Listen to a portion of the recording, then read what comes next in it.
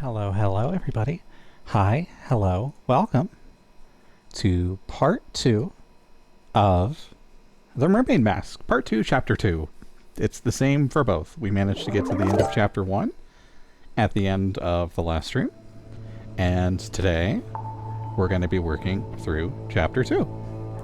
I want to say Cyberpunk Art's been kicking my ass.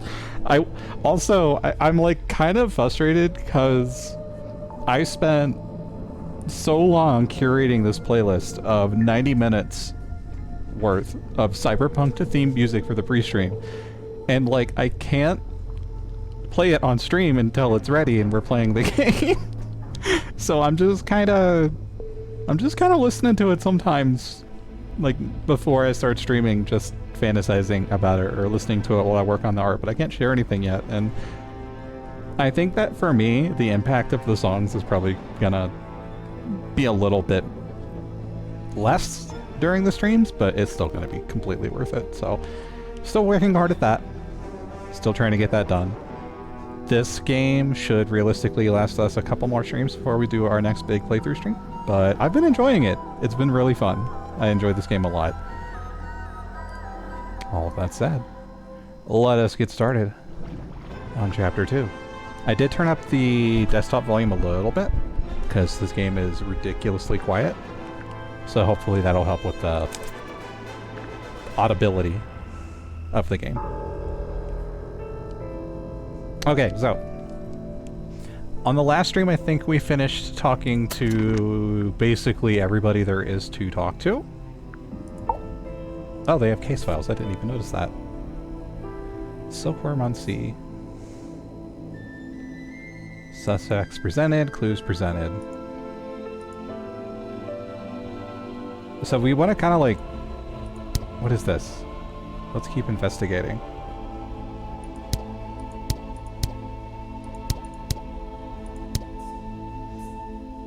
Oh, you get like their whole story.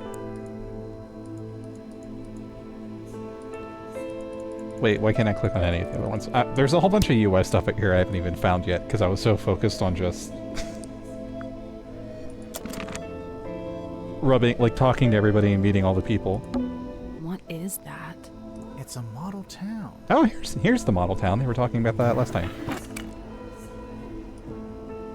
Okay. It's a little model town. We have that already. There's like 100 clues. Oh my gosh. Hey, there's a panel at the front. And it slides out. I guess that's the ocean. You can put the little model boats on it. Huh. Okay. Oh. We're going right into a puzzle. Got it. Swap the position of the sails, tap on the boats to rotate them.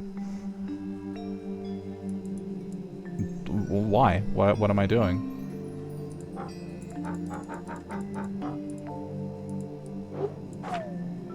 Okay.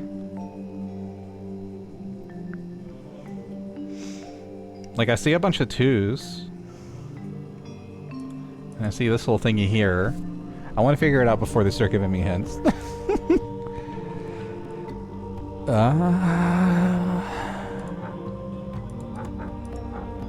I mean, do they all have to face... I don't know. That's not it. So, we can swap the sails between the 9 boats. And we can tap the boats to turn them, making them face different directions on the grid. Okay, yeah, I got that. I got that far. Why is this one a different color? I don't get it. What am I supposed to be doing here? It's like 5, 5, 7, 7, 3. It's just a bunch of numbers. I'm so confused.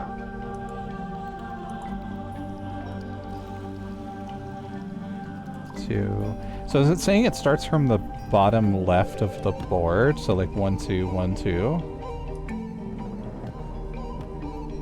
In that case, wouldn't we want it... So like that explains the numbers, but I don't understand the pointing. Maybe the pointing is like close to the X or something? I don't know. I'll try it. Try anything once. So we'll make them all point to the X, and then what if I put these numbers so that they match with the coordinates on the grid. So like this is 2, this is 2, right? 1, 2. There's not enough spots for that, though. Yeah, 2, 2, 2. Okay. 2, 3. I'm gonna just put them in order, because why not? 2, 2, 3. I do not understand this one. 4. Why are there so many 2s? 4, 5, 5, 6? I don't know. I guess that's wrong. I think it's supposed to be a sequence, like a journey. The start point is the arrow tile on the left side, and the end point is the red X. A journey?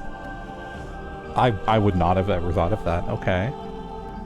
Seems like the boats can only point in straight lines or diagonals. A bit like chess. Okay, so I'm supposed to... Okay, I'm supposed to point them so that they all point to each other, and then eventually end at the X? That's weird.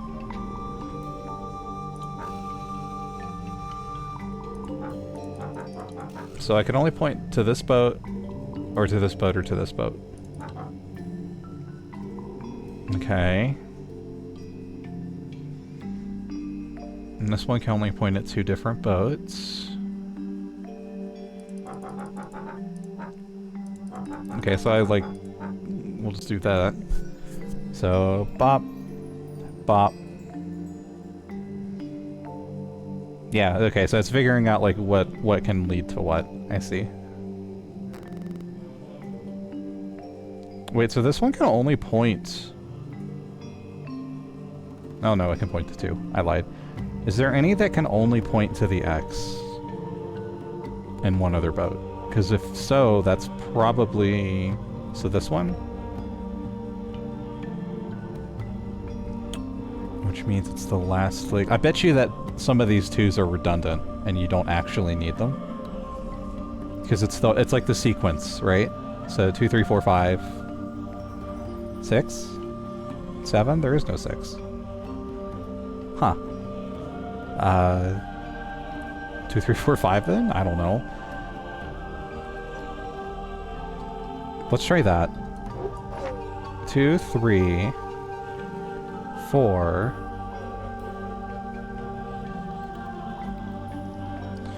What if I do this?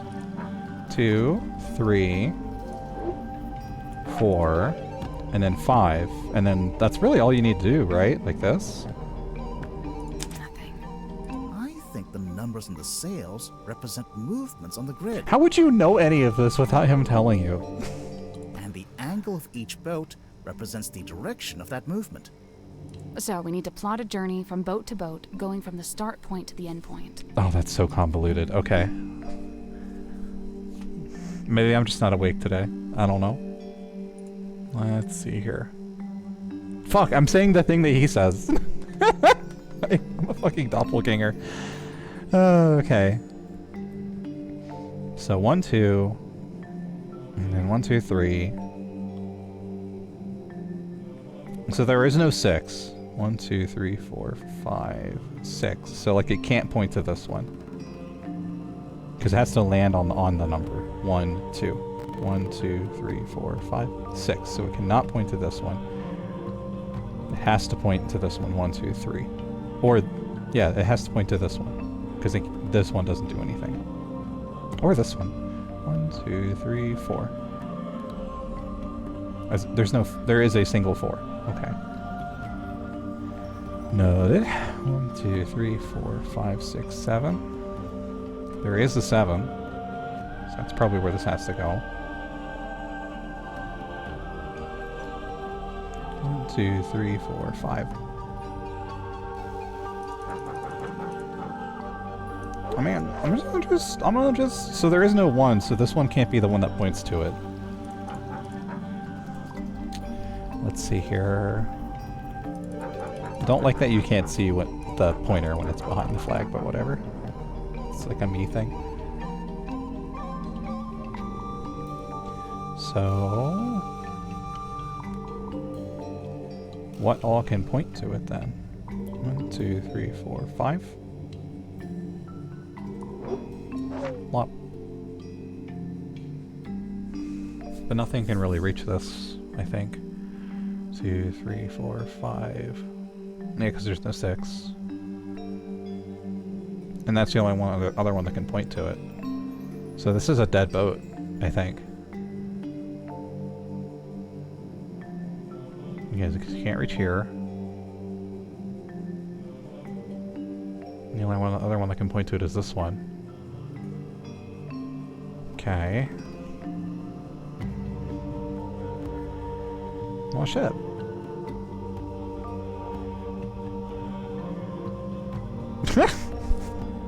I'm so confuzzled. 1, 2, 3, 4, 5, 6. Like, am I blind? Is there a 6 on this board? There's not. So, like, everything over here just seems kind of useless. 2, 3, 4, 5. Well, I guess I can do this. 5, 7. So that's kind of a waste of movement. Because I can't point to this one. I guess what's the easiest way to point at it? You can point at it with this one. Which, no you can't. I lied. Diagonal here, diagonal here, diagonal here, diagonal here. Overs, this is the only one. Yeah, this is the only one that can point to it. So we just work backwards from here, right? So we can point to this one. 1, 2, 3, 4, 5.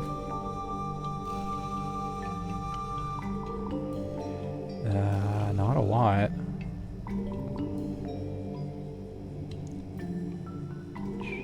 It's literally just this guy.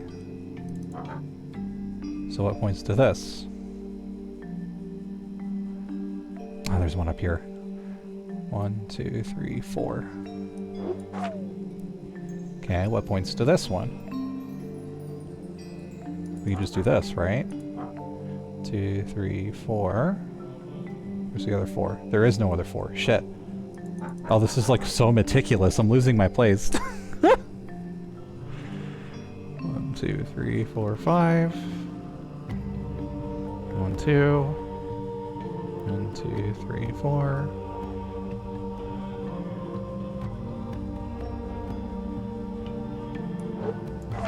1, 2. This feels so weird. And then 1, 2, 3, 4. But there's no other 4. So like, what the hell? What do I do? Like, there's just so many parts to hold in your brain at the same time. Let's see. Probably have to... Well, wait a minute. Can't I just do this? Hold on. 1, 2, 3, 4, 5. I'm overthinking this. 1, 2, 3, 4. No, that's 6. That's right. What?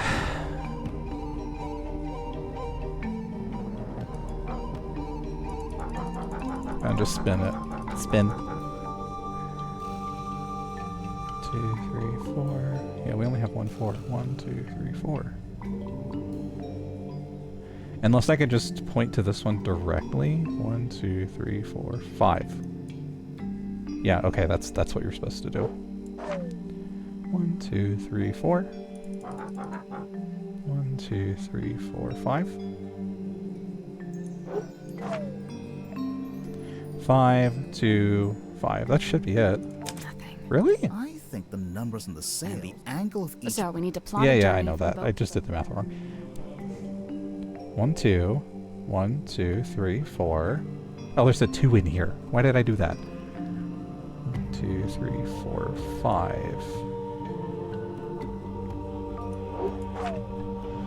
2, 3, 4, 5. 1, 2, 3, 4, 5.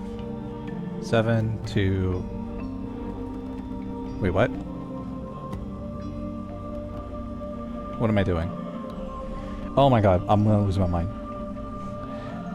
4, 5.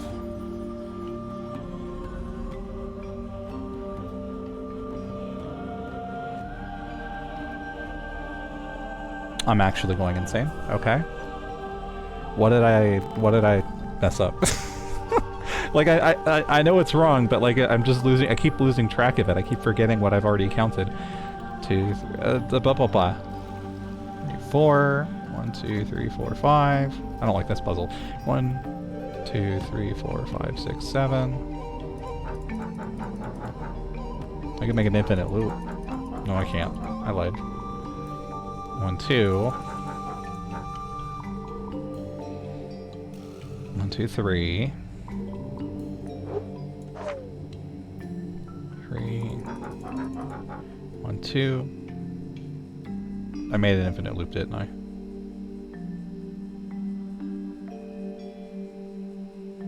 Okay, how do I get to this one? Oh my god. Because it has to come from here. Okay, 5, 2... Unless I'm... Yeah, 5, 2... 2, 3, 4...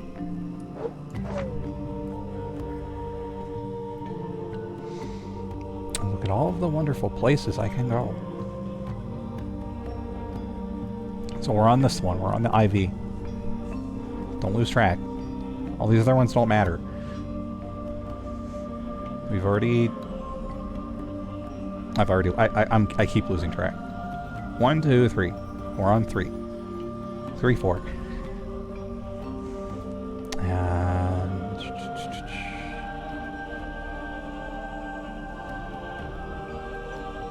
That should be it, right? Hold on.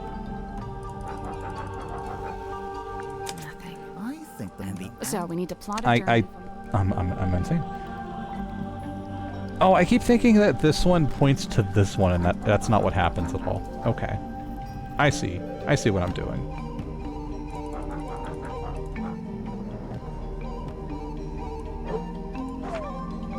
I'm just being a little weirdo. 1, 2, 3. 1, 2. 1, 2. Eh. I can't move 2.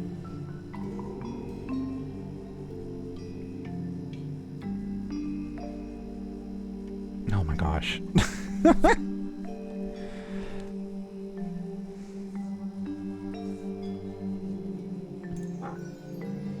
Okay. 1, 2, 3, 4. 1, 2, 3, 4, 5. And this is 6. And this is 2.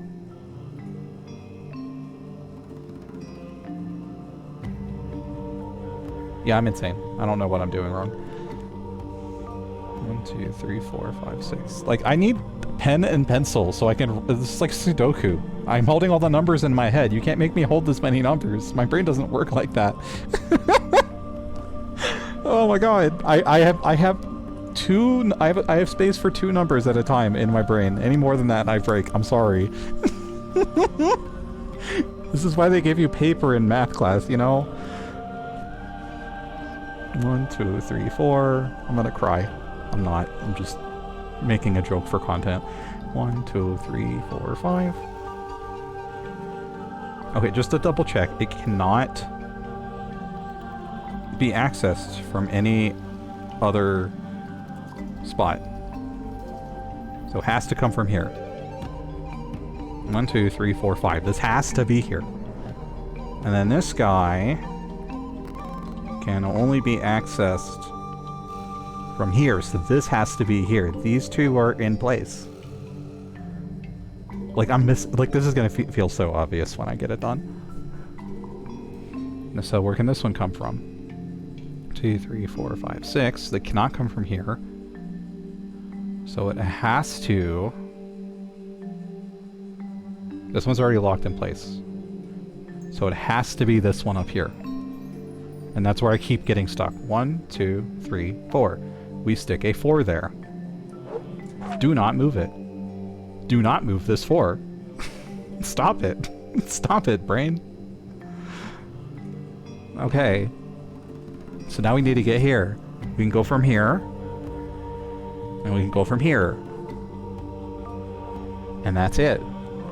Those are our 2 choices. I think. Yes. This one, and this one are locked in place. It's like, think of it like a reverse check mark. You cannot move these. Do not touch them. So it's just these two.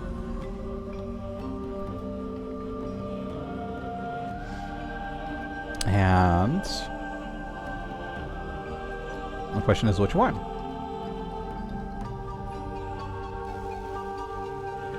One, 2, 3, 4, 5. Like, what is the point of these two?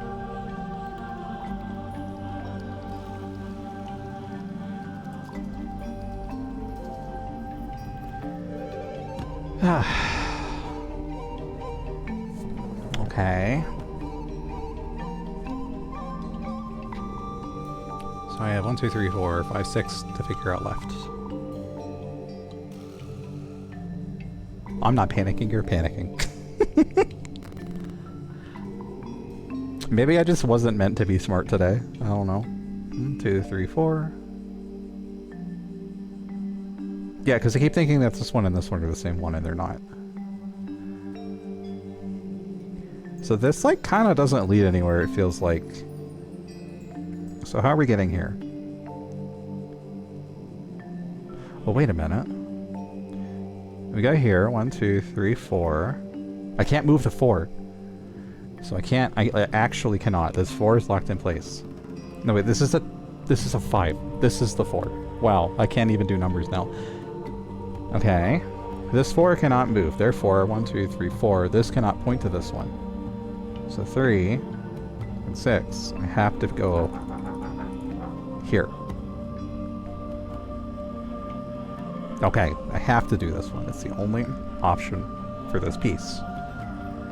So then I have this one, and this has to point to 2. Doesn't even point to anything else. This is the one to make an infinite loop, which is silly, and I don't want to do that. So now we're here. Now we're here. Where do we go from here? Going down is silly. But it's all I can do. Right? Right? 1, 2, 3, 1, 2. Yeah, there's no other 3s on the board. And then I'm stuck here and I can't do anything. Wait, I could go the other way. Oh, I'm so dumb. Okay, up here, down here. We go down here, we switch.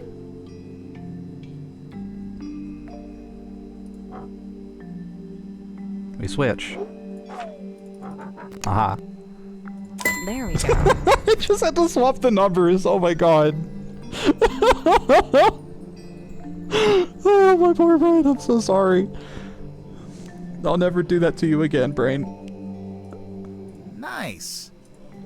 Okay. That took way too long. The little lighthouse. It opened up. And there's something in there. Spent way too much time on that. Okay, what's in the lighthouse?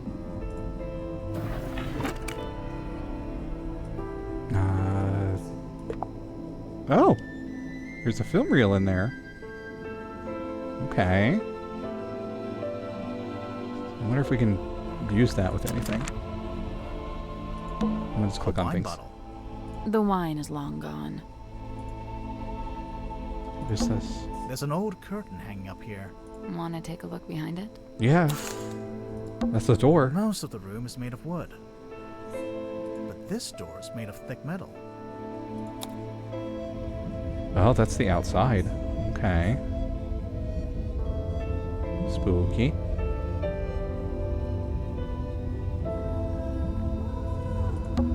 I can see an old wooden deck.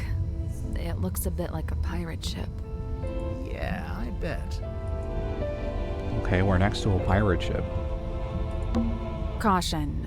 Pressure seal. I mean, that's a good thing, right? Yeah. The submarine must be pressurized on the inside to offset the external water pressure. And what would happen if it had the wrong pressure? The door would burst open. Well, I imagine the glass would break at least. Yeah, that's kind of what it's like to be on a submarine. A lantern. It's been a while since it was lit. Okay. Candles. They're caked in dust. Is there anything in this An box? empty box. It's a barrel. A barrel of fun? No. A barrel of laughs? No. It's a barrel of seriousness. It's a serious barrel. We gotta put sunglasses on it. It's an umbrella. It's falling apart. It looks ancient. Okay, I'm gonna go talk to the suspects about more stuff. I'm gonna start with the one that I accidentally looked at when I was looking at the suspect list because I thought I turned clues off. It told me to ask about this thing. Wonderful, isn't it? Cornelius thinks it might be his great-grandmother. For all I know, he may be right. It belonged to Mortuga, I assume? Yes, and to me it sits right alongside that iron bell in his office and that stone cauldron in the storeroom. Together, they form Mortuga's collection of inexplicably cursed-looking nautical artifacts. Oh, Maybe they do form a set. okay. Let's go... Can I rub it against the cauldron? Engine room. I would love to be able to light that. Okay, there's gonna be a lot of moving around and clicking and finding things. Wait, they said their room. That's right. Not the murder scene. Where is Mortuga's room? We can't go outside right now. I don't know. Is this it? I think this is it.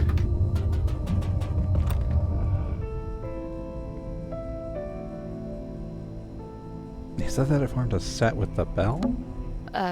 Is that a bell? Why is it hanging over the desk? Okay.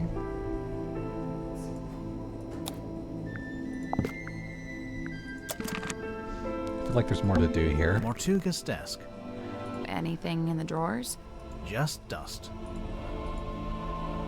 I found the model ship. There's a globe. With all 7 seas. A candle on a skull on a book. So, was Mortuga a pirate, or what? I don't think he actually did any pirating. I'd say he was pirate adjacent. Pirate adjacent. Is there anything out the window?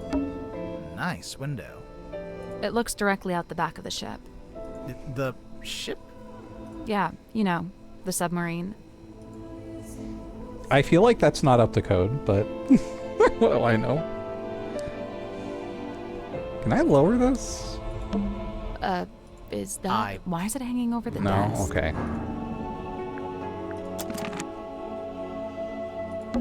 A series of ropes. They're for hanging the bell from the ceiling. Yeah. Okay, let's just go rub things on people's faces and be like, hey, do you know what? Oh, well, I don't know. I kind of want to look around some more. I should probably at least ask everyone about everyone else, huh? Let's do that. We'll start with Tadpole. Alright, push showtime. Wait, can I have this? It's a diving helmet. One of those old heavy ones. You think it's a safe? Nah, looks pretty dangerous. A safe. Oh, Aha!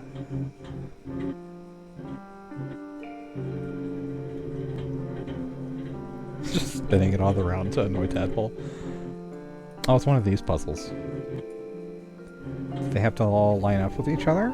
I think they all have to line up with each other.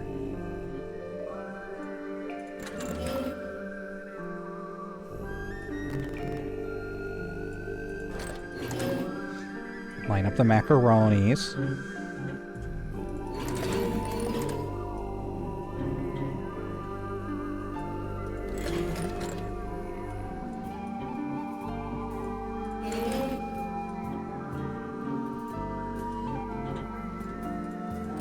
You get a macaroni. Okay. Circle.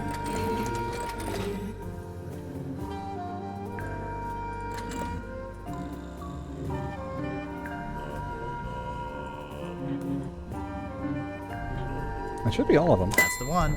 Okay. Good job. That was easy. What's inside? A pocketbook. I want to read it. What? I'm gonna just sit here and brute force it. Kidding. Do you know why this is in there? Hands off. It's mine. What's this symbol on the front? Looks like someone scratched it in with a claw or something. None of your business. How do you get it open? You don't. You don't know the code? Oh, I know it. But you don't. Is it your phone number? Your birthday? Name of your childhood pet? Sally, it's a number. Oh, yeah. Could be, you never know. Naming your dog 14 probably has happened before. Oh, this thing weighs a ton. Reckon you could pick it up? You're pretty strong, right? I could maybe get my arms around it, just about. Detective, about I'm here now. Morticia? Hello! Probably, but he had real big arms, like me. I raised the volume But a for bit to anyone try and else, help with it'd that. be a two-person job. Yeah, I think so. I know it's a primarily text-based game, so it doesn't necessarily matter, but this game is so quiet. Alright. Yeah, I'm gonna just ask everyone about everyone else. Miss Tadpole, you said you were an Olympic-level swimmer. Oh, sure. They never let me compete, though. I got banned way back when I used to swim in regionals. Why? What did you do? Nothing. They just decided I had certain physical abnormalities that made it unfair to the other swimmers. That kind of sucks. It's whatever. I never really cared about competing anyway. So what did you do after you got banned? Oh, you know, left home, traveled, got a job, quit that job, traveled some more. And, have you always been green? Oh, you finally built up the courage to ask, huh? No, it was a reaction to some chemicals we used in a little water tank I used to swim in. The doctor said it's reversible, but I couldn't afford the treatment, so yeah, I'm green. We now know 2 people who are green. Also, all you missed was me spending 20 minutes on a puzzle that was way easier than I made it out to be. Dirk's got a little crush on me, pretty sure. Cute. He's a good egg, but he's not my type. I don't go in for the Boy Scout look. Now, if he grew a beard, then I'd be open for negotiation. Sure, I could see that. Sorry, could we maybe talk about something more relevant? Alright, it's like 9 people. We'll ask everyone about everyone else Yeah, here. Zephyr and I had pretty a little quickly. falling out. Over what? Something to do with his experiments? In theory, I really don't care what he does in his lab. I just didn't like that he dragged Sim into it. What do you mean? When I first got here, Sim was working for Zephyr in the Dream Chamber. What were they working on? Researching dreams, I guess? Well, sure, that was part of it. They even had Mortuga as a test subject at one point. They were researching Mortuga's dreams? Look, it's not the dreams. I'm gonna start treating It's these the dialogue boxes communicating like with spirits cutscenes, from so the I'll talk other after world them. stuff. Oh, like talking with the afterlife. Zephyr's a grown man. If he wants to research that stuff, he's free to do so. But Sim's still young. I didn't want her getting misled, so I put a stop to it. How? I made Zephyr tell Sim he didn't need her anymore. Ouch. It's for the best. Oh. I like these animations. So, actually, fun fact, the reason I found this game series is because I follow a bunch of game developers on social media, and back when I had an X account, the developer of this game actually shared, like, the behind the scenes of how they made all these different animations, and it was really cool. I don't remember the specifics, but basically the way that it worked was they had a bunch of pre-cutouts and then a bunch of like face sprite stuff that they could like put over it, and I just remember the dev footage looking really silly because it was just playing every facial expression like in quick succession, and it looked like they were going insane. It was like and then that's how I found out that Tingle Tower exists, and then I played it, and I really enjoyed it. And now, several years later, we're here playing the Mermaid Mask, and I'm really happy for it. Now, when Werman got here, that's when things got interesting. Why? Because he's a famous author? Oh no, I don't care about that. I don't read pulp literature. But yeah, these cutouts are Oh, 3D objects. Then what's so interesting? Okay, so, Werman's from Silkworm, just like Mortuga. And after he arrived on the submarine, Mortuga spent a lot of time talking with him. Wait, You think they knew each other from before? From when they both lived in the town? No, but I do think they share a connection. Like maybe they have a mutual friend or something? Something like that. Then it seems like Mortuga would have wanted Worman on the submarine if he had something to gain from it, even if it was just information. What information, though? What was Mortuga trying to find out? I love devlogs. Let me see if I can't find it. Also, I need to turn up the volume anyways, so... Maybe they reposted it on Blue Sky or something. Now that I've deleted my Twitter account because fuck Twitter. Let's see here. I am actually a parrot. Oh my god.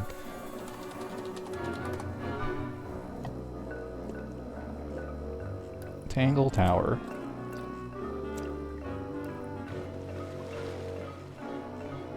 I don't see much of fan art. I don't see the devlogs though.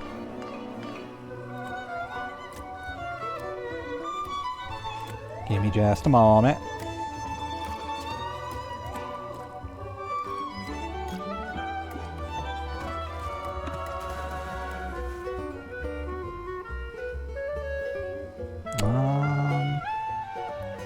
Let's see here. The scenes.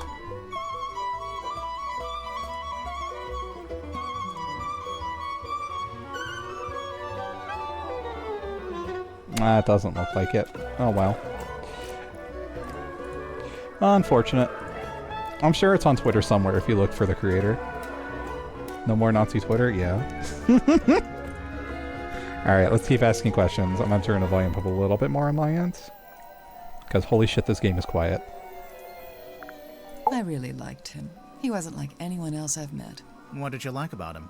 He was this great combination of super introverted and super proactive. Like you'd be complaining that you had a headache or whatever, and he wouldn't say a word. But then the next morning you'd wake up and find painkillers beside your bed. Oh. Wow. Kinda creepy, sneaking into your room at night. And where would you get painkillers on a submarine? The point is, he actually cared about other people. Really, the only person he was hard on was himself. Go on. Well, for one, he never let himself leave the submarine, even if he wanted to. Did he want to?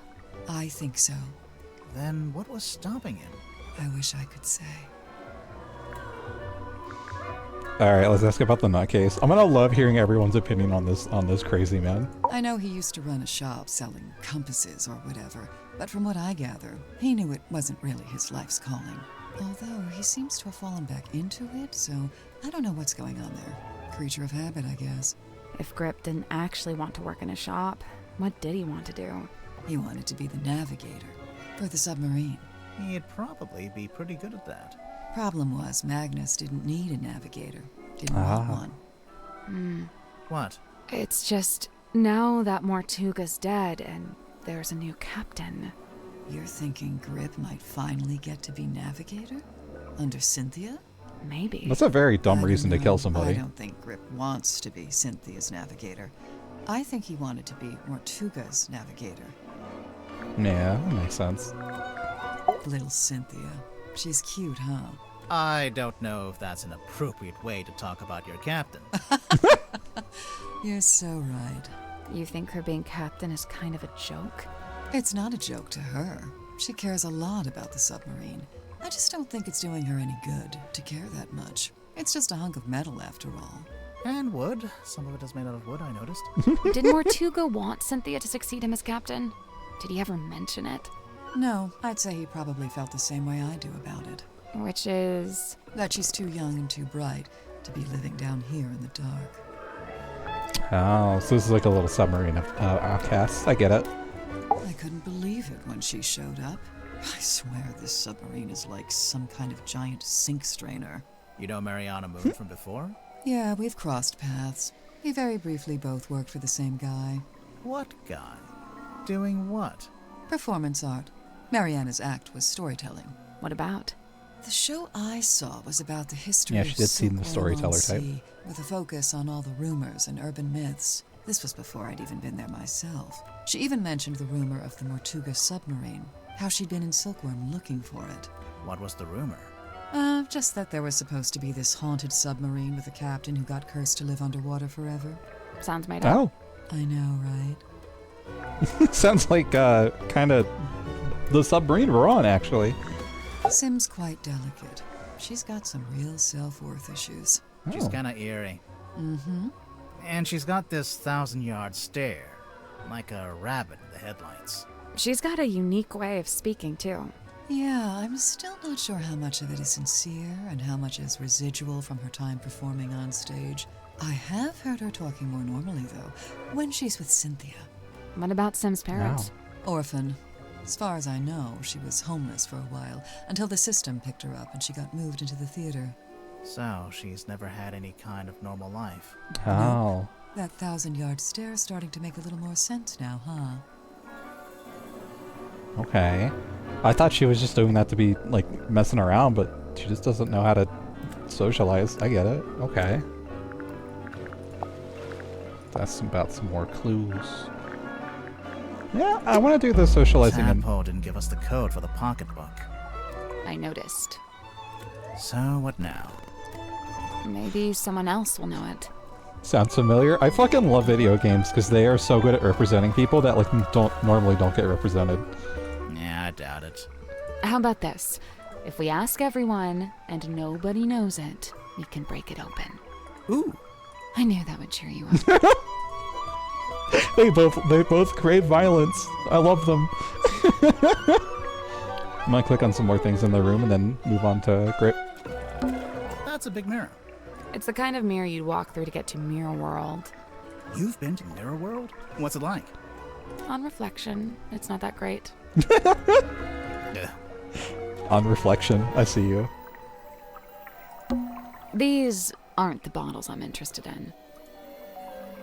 Okay. It's a little family of seashells. A family. Yeah. Yeah. Little family. Does this ladder go anywhere? It's a ladder. It doesn't go anywhere, though. Thanks for directly answering my I question. imagine it's for lowering into the hole so you can climb down. Oh. Or, you know, you could use it to display your collection of rusty jewelry.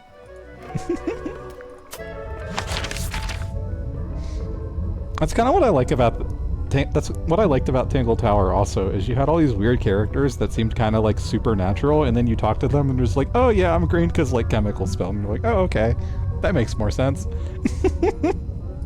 It's very Scooby-Doo. Alright, you. Tell me about everybody. I'm convinced Tadpole is just branding. Nobody names their child Tadpole. Come on. Why would she need branding?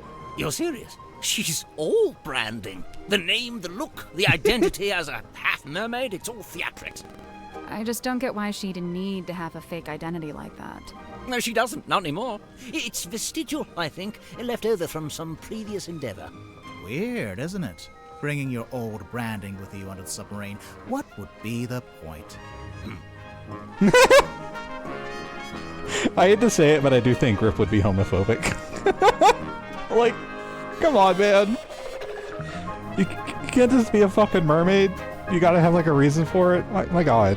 I noticed Dirk seems to be trying to tell Werman what to write in his book. Is he just trying to make sure Worman gets it done? Or is he trying to get him to write it in a certain way? A little of both, I'd wager. Maybe he's in league with Worman's publisher. I guess he is Dirk? British. That can't be right. Being an asshole If comes I in the blood. recall correctly, he told me he worked for something called, oh yes, thank you, Cornelius. Wit and Whimsy, that was it. But I'm not sure what It's a movie production company. It's owned by Vincent Van de Peer. He's a director and producer. Well, someone's well informed. Vincent once went location scouting in the swamp where I worked as a gift shop sales clerk. Ah, of course. Okay.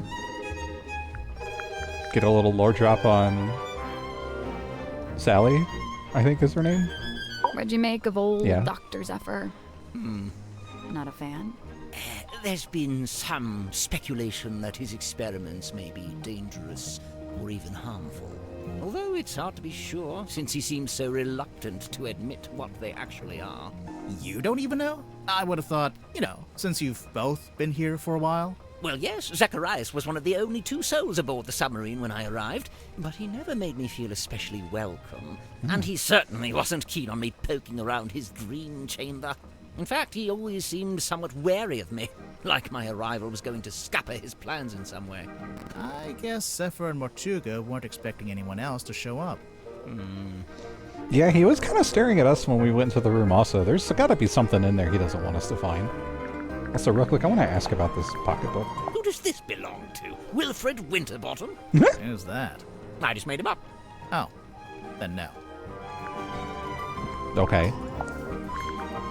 I never got the details out of either of them, so I can't confirm this. But I believe Worman was invited onto the submarine by Mortuga himself. Really? Why? It's very strange. I can't for the life of me imagine why Mortuga would bring a journalist on board. Worman's an author, not a journalist. Ah, well, he used to be a journalist. Oh, did he? For the local newspaper. And I will say he doesn't seem to have lost the instinct to always be on the lookout for a story. Okay. That means he probably knows a lot. He lived and worked in the inn opposite my emporium. I'd see him when I offered my custom at the inn, and in return, he'd come by my shop. As a sailor, Mortuga shared in my interest of nautical navigation. He even hired me for a job once. Did he tell you he was planning to go live on a submarine? I don't think he told anybody. After his disappearance, all I had was several largely unsatisfactory rumors. They said he disappeared into the sea, whatever that was supposed to mean. The first time I laid eyes on his eponymous submarine was when it rescued me from my fallen balloon. I can't tell you how surprised I was to see Magnus Mortuga step out onto the foredeck, although he wasn't quite the same man I'd known before. How do you mean? The light in his eyes was dulled, Yeah. like he wasn't really there. What had happened to him? Well, I'd never found out, but you know, perhaps the rumors were true after all. Perhaps he had disappeared into the sea. Yeah. Like, this guy basically just lost the will to live, is kind of what it's starting to feel like. Alright, let's see this guy talk about himself. Before this thrilling little jaunt on the Mortuga submarine, I'd lived in Silkworm all my life. I worked for my father and eventually inherited his business. Godman Grip's nautical and aeronautical precision measurement and navigation instruments. Snappy title. I eventually trimmed the name down to just Mr. Grip's Emporium. That was around the same time I hired young Cornelius here as a much-needed second pair of hands. He's a stick. He does doesn't have not have hands. hands. Yeah. Running that business was my whole life for many years. Slow, sometimes tedious work, but I was extremely good at it. I especially relished in the task of deciphering and restoring old maps. The more decrepit they were, the more I enjoyed it. And now you live in the engine room of a submarine. Must be a big change. Yes and no. Didn't we have a map we wanted to ask him about? Maybe?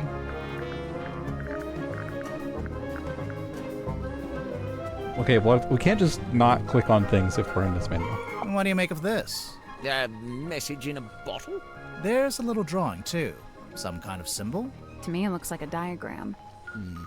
Where did this bottle come from? I'm pretty sure Tadpole fished it out of the ocean. That's how she got all the stuff in her room, I think. Well, that's a delightful little habit, isn't it? Okay. Do you know what this is? Goodness me. What's it a photo of? Well, it's a face. I suppose we can agree on that. Doesn't look like any face I've ever seen. No, well, perhaps you ought to count yourself lucky. Wow. So much ominous, like, foreshadowing. Young Cynthia seems quite convinced that she should be the new captain in the wake of Mortuga's death.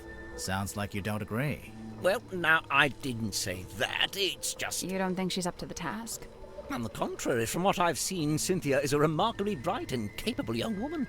So much so that I bemoan seeing her spend her best years hidden away down here in the dark.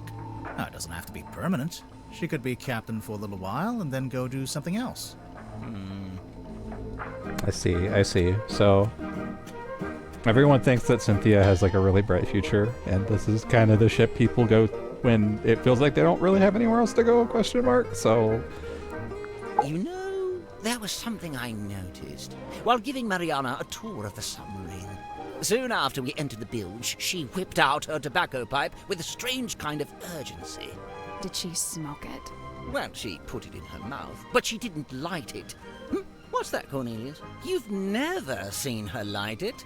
Well, now you mention it. Yeah, probably not a good idea to smoke inside a submarine anyway. Yes, and Mariana seems like such a stickler for health and safety regulations. I wasn't sure if that's sarcasm or not. I will say, in the last day or so, the symmetry does seem particularly somber. Because of Mortuga's death? Yes, the problem seems to be that she considers herself a kind of catalyst. Does she? Wow. Why? Well, I believe she'd been working on some new project, and shortly before Mortuga died, Symmetry shared this project with him. And?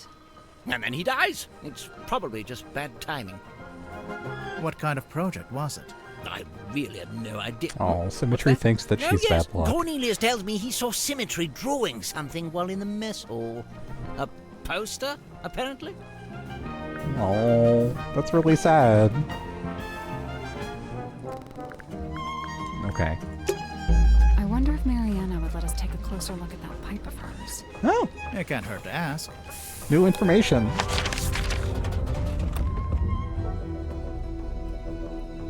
Oh, Clues? Oh, pipe. you want to look at my pipe? If you don't mind. By all means. Oh my god, it's a fucking mouthpiece. Sally, despite what you may have read in popular detective fiction, this is no time to smoke a pipe. I'm not gonna smoke it. I want to listen to it. Yeah. You... What? It's a little tape player. Okay. Oh, that's swanky. Okay. Come on, give it up. Just let me take it. I'm sorry, Tanya. I cannot. But why'd you even need? I've told you before. No, you haven't. All you've ever told me is that you... I'd like to request that you return to your room. I have something I must attend to. What the hell? That was pissy.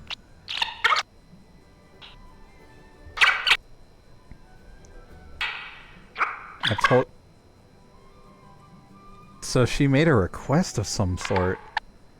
There's more than one. Holy shit. This is just a recorder. Hey, listen, why don't we just kill him? That helps both of us. If he dies, we're both free, right? What the hell? Come on, I know you don't have any better ideas. What the fuck? This is so important, and you're just holding on to this? Oh my god. The stargazing girl stares into the ink-black void. Upon her trembling lips, a question born. A forbidden query of what may be and what may not be. The void, unyielding to the girl's plight, stares back. It speaks. Close your eyes, my love, and be still, for this is the end and the beginning. What the fuck? She's just going around the fucking ship recording people. What the hell?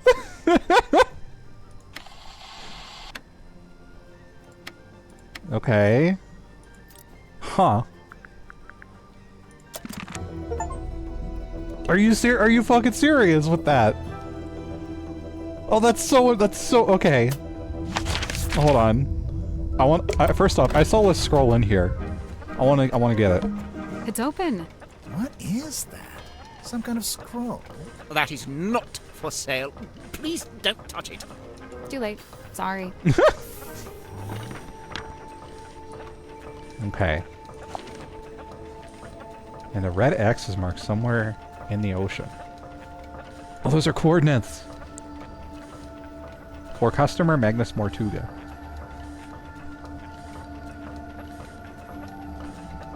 And then there's this thing on the back. It's the spooky thing.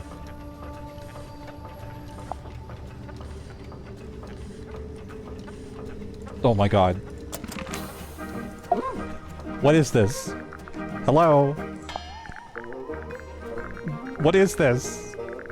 How much for this one? It's not for sale. Oh, too rare? Too valuable? It's from my personal collection. I really hadn't intended for you to see it. Well, we did see it. What's it a map to, anyway? What's it the red X? Now that's the question, isn't it? You don't know? Unfortunately, not. I bet you that we can figure out what's there. Okay. Oh my god, there's so many things happening. Dirk, why did you say you were gonna kill him? Excuse me. What are you doing? I thought you were too dumb to murder people. Mariana's pipe? Huh. I've never actually seen her smoke that thing. Maybe she ran out of pipe weed. Pipe weed. Listen to yourself. What? It's another word for tobacco. Honestly. Wait, how do I... You're kidding me! Why can't I question you on that? What's that? It belongs to Madame Tadpole, but it's locked. Oh, a combination lock. Let me try. Yep, got it. How did you know the code? Easy. It was her birthday. Huh. Oh, okay, well we got it. Oh. Number of objects kept inside. Okay. Moon, Tanya, and Fortuna. I guarantee I butchered all those names. Professional swimmer currently traveling. Caught her snooping, taking photos. So she's on the trail of a werewolf. Hot. She's paying neck, but she's a natural storyteller. Peter's seen better days. Try to cut a deal. I'm gonna shake the photos.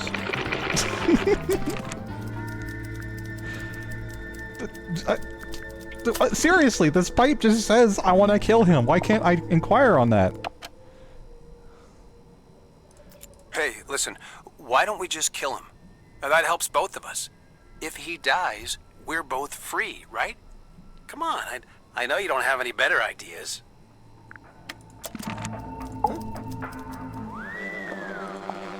Mariana's pipe?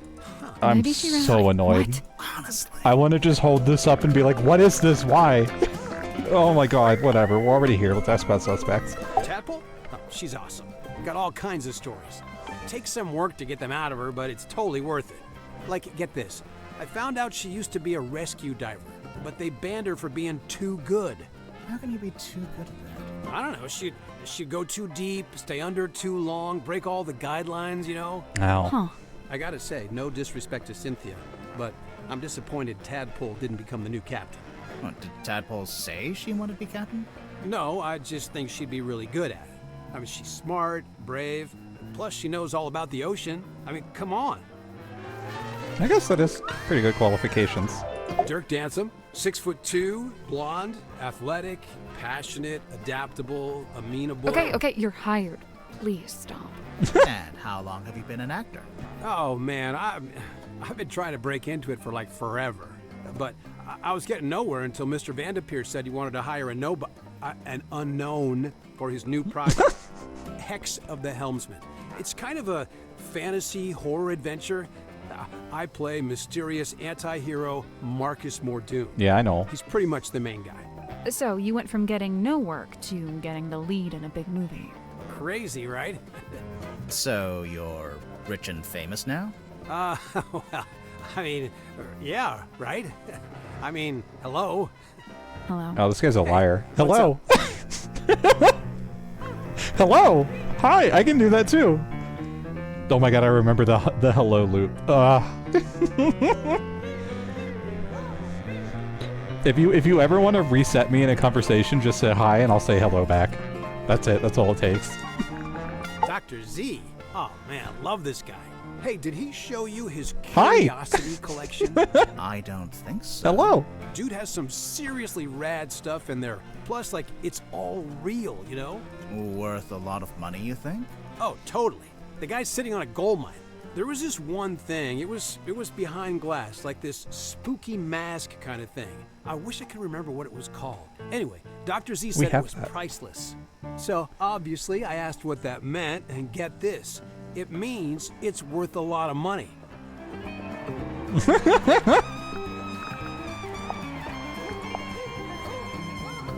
Hey, guess what I have? Wait, I already showed it to him. Never mind. Worman's my good buddy. Yeah, he's like the cranky older brother I never had. How did you become friends? Oh, it was mandated by the film studio. What? Well, I played the lead in the movie version of Worman's book, so the studio figured we needed to be friends. And now he's writing his next book, a sequel. Yeah, dude. Hex of the Helmsman 2, The Revenge Unleashed. Or whatever. He finger grunts I don't think so he actually often. has a title for it yet, or a story outline, or actually anything. I kind of feel bad for him, honestly. It's a lot of pressure, you know? Dirk, your work and Worman's work, they're kind of intertwined, aren't they? How do you mean? You can't make your next movie until Worman's written his next book. Oh, sure. I mean, that's true. That doesn't stop people in real life, I'm just saying. Haven't y'all ever heard of the fucking Game of Thrones finale? They didn't care. They just wrote the next one. They just, made the next movie. Whatever. The book, I don't even think the book is out yet. I don't read that series, so I don't know. I don't keep up on it. Listen, I heard the dude died because of a curse. Is that true? No, there's no evidence of a curse. Oh, still. Did you get to know Matuga before he died? Man, I tried. Dude was not much for conversation. You know, I tried explaining how I'm an actor playing a character that's kind of similar to him. Figured he'd be stoked. Let me guess. He was not, in fact, stoked. Actually, I tell a lie. There was one thing Mortuga wanted to talk to me about. Oh, yeah? He was super curious about contracts. Like the legal documents. Yeah, he wanted to know how they work. Like, how they can be used to make people do stuff or not do stuff. Weird. Huh. Okay. I want to say that Magnus Mortuga looks like somebody that would be like in a storybook from 500 years ago. Just saying. Do you know why Grip's running a shop down in the engine room? I don't know, he's just doing what he's good at. Which is what? You know, fixing compasses and stuff. It's kind of a niche skill set.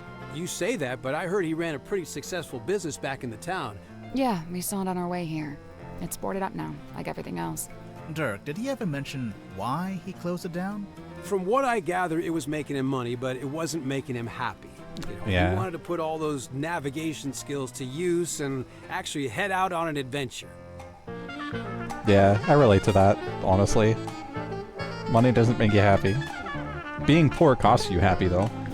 I heard Cynthia's captain now just because of some contract she signed. What's the problem? Huh. You can't always trust a contract. No, and I doubt she had it reviewed by an independent third party. I mean, she seems to want to be captain. I don't think she's being forced into it. No, it's not always as simple as all that. I mean, Cynthia's still so young. Who's looking out for her best interests? She's an adult, isn't she? She's only 18.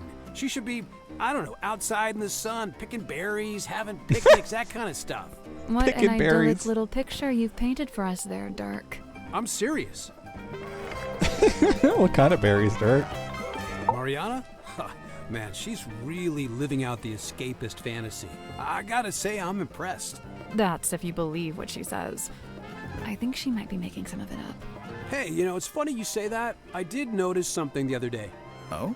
Well, she's supposed to be all, like, old-timey and stuff, right? But she was really curious about my cell phone.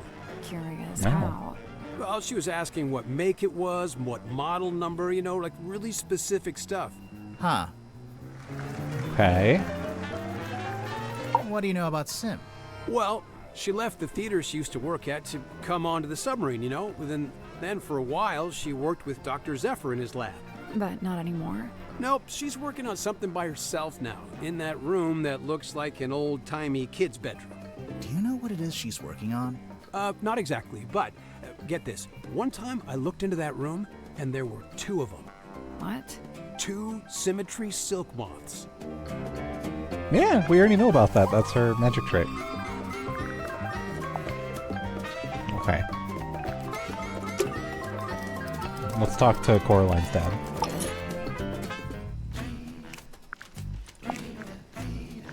Madam Tadpole. Simultaneously the most laid-back and most terrifying individual I've ever met. Terrifying? You don't feel it? To me, she gives off this indisputable, I will destroy you if I see fit to do so kind of energy. Maybe if you get on her bad side. Oh, I wouldn't dare. She'd crush me like a twig. She does look pretty tough. Who would you say is stronger? Madame Tadpole or Dirk Danson? Dirk's in good shape, but a lot of it's just for show. He's just gotta look good for camera. Meanwhile, swimming works out every muscle group. Did you know that? I didn't. Every muscle group. I don't think Tadpole's about to fight anyone. She's so chilled out. For now, I worry about what'll happen when, if, you two name a culprit. You think she might, retaliate? If she does, I'm not gonna be the one to stand in her way. Ah, I see. Strong women hot, yeah. I don't understand what his deal is, but I already have a headache, so I'm just not gonna worry about it. What did he say he was? A dream doctor? Great. Good for him. He's researching spirit energy, I think. Lovely. More power to him. And he was the first person to join Mortuga's submarine, because they knew each other from before. Wonderful. I don't... Wait, really? Huh. Zephyr's not from Silkworm, though, is he? I don't think so. Interesting. Well, thanks a lot. Now I have yet another thing to think about. Have fun. Have fun with your thoughts. So what made you want to become a writer? That's all I've ever done. I was given a job writing for a newspaper when I was pretty young. Given a job? Yeah, friends in high places, you know. Like who? My father was the mayor. Ah, that'll do it. Did you enjoy writing for the newspaper? Sometimes. Other times it was painfully dull. I've got a tendency to lean towards hyperbole, and the everyday goings-on in Silkworm weren't always enough to satiate me. For every rumor of a cursed man disappearing into the ocean, you'd have 10 elderly couple file complaint over garbage collection. Rumor of a cursed man? Wait, you wrote an article about Mortuga? Oh no, I quit before that. I left town and went off to the city to be an author. And the result? Hex of the Helmsman. 50 national bestseller lists. As we speak, it's being translated into 5, 6, 7, 8 more languages. Must be nice. Your first book, and it's a big hit. I'm not complaining. I can see why you'd be writing a sequel. I really don't have a choice, do I? This is how things go. If you get a success, you have to keep it going. You met Godric. What did you think? Personally, I like him. I found him a little irritating, the way he kept waving that cane around. He gave you the old welcome to Mr. Grip's Emporium treatment, eh? That's just what he's like at first. He'll settle down. Why does he do it? So, I have 2 theories on this. One, he's an introvert who falls back on his rehearsed persona when he gets nervous. Hi, that's me. Like when meeting someone for the first time. Right, exactly. That's why I like him. What's your other theory? He assumes people will find the real him boring, not worth knowing. I don't think your 2 theories are mutually exclusive.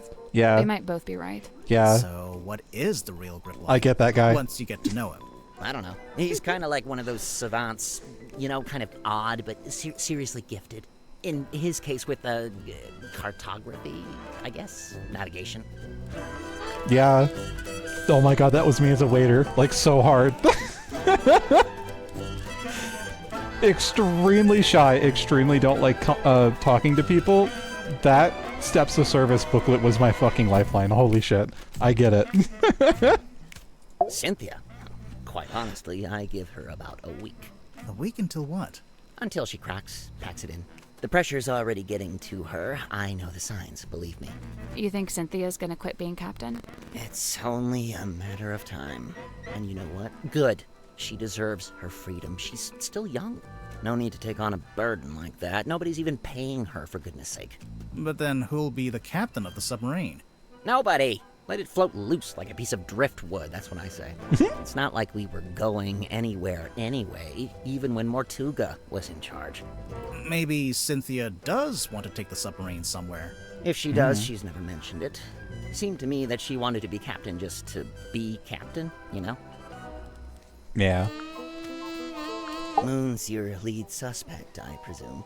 No. Why would she be? Oh, the timeline. She shows up, and bang, Mortuga murdered. Maybe it's just a coincidence. I'm just saying, nobody even knows why she's here. I'm not sure we know why you're here. I already told you, didn't I? Genuinely, I can't remember. Sim tells me she's halfway through reading Helmsman. Is she enjoying it? No idea. She was just asking what research I'd done into hexes and curses, and was rather disappointed when I told her I just made it up. I guess Sim's into that kind of stuff. I thought she was supposed to be an illusionist. Oh yeah, she was asking about that too. What do you mean? She wanted to know what I liked about her old magic show, the one she had in the theater. You saw her old show? Yeah, it was pretty good. And from what I gather, she's been developing a new act and wanted some feedback, to get some direction. I know what it's like to make a follow-up to something people liked. It can be daunting. Yeah. It's not fun. Okay. Whomstels.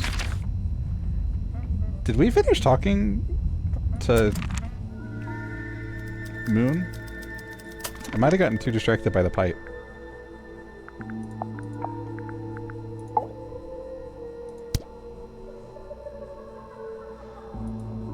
So this is the timeline of arrivals. I think. Well, this is their version of the timeline of arrivals, I think.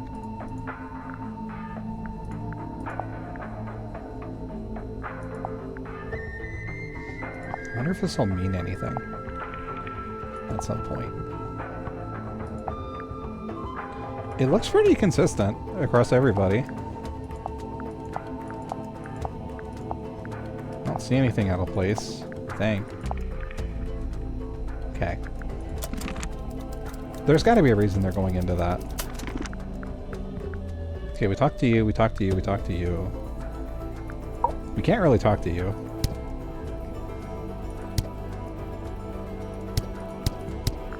So I guess there's 8 people total.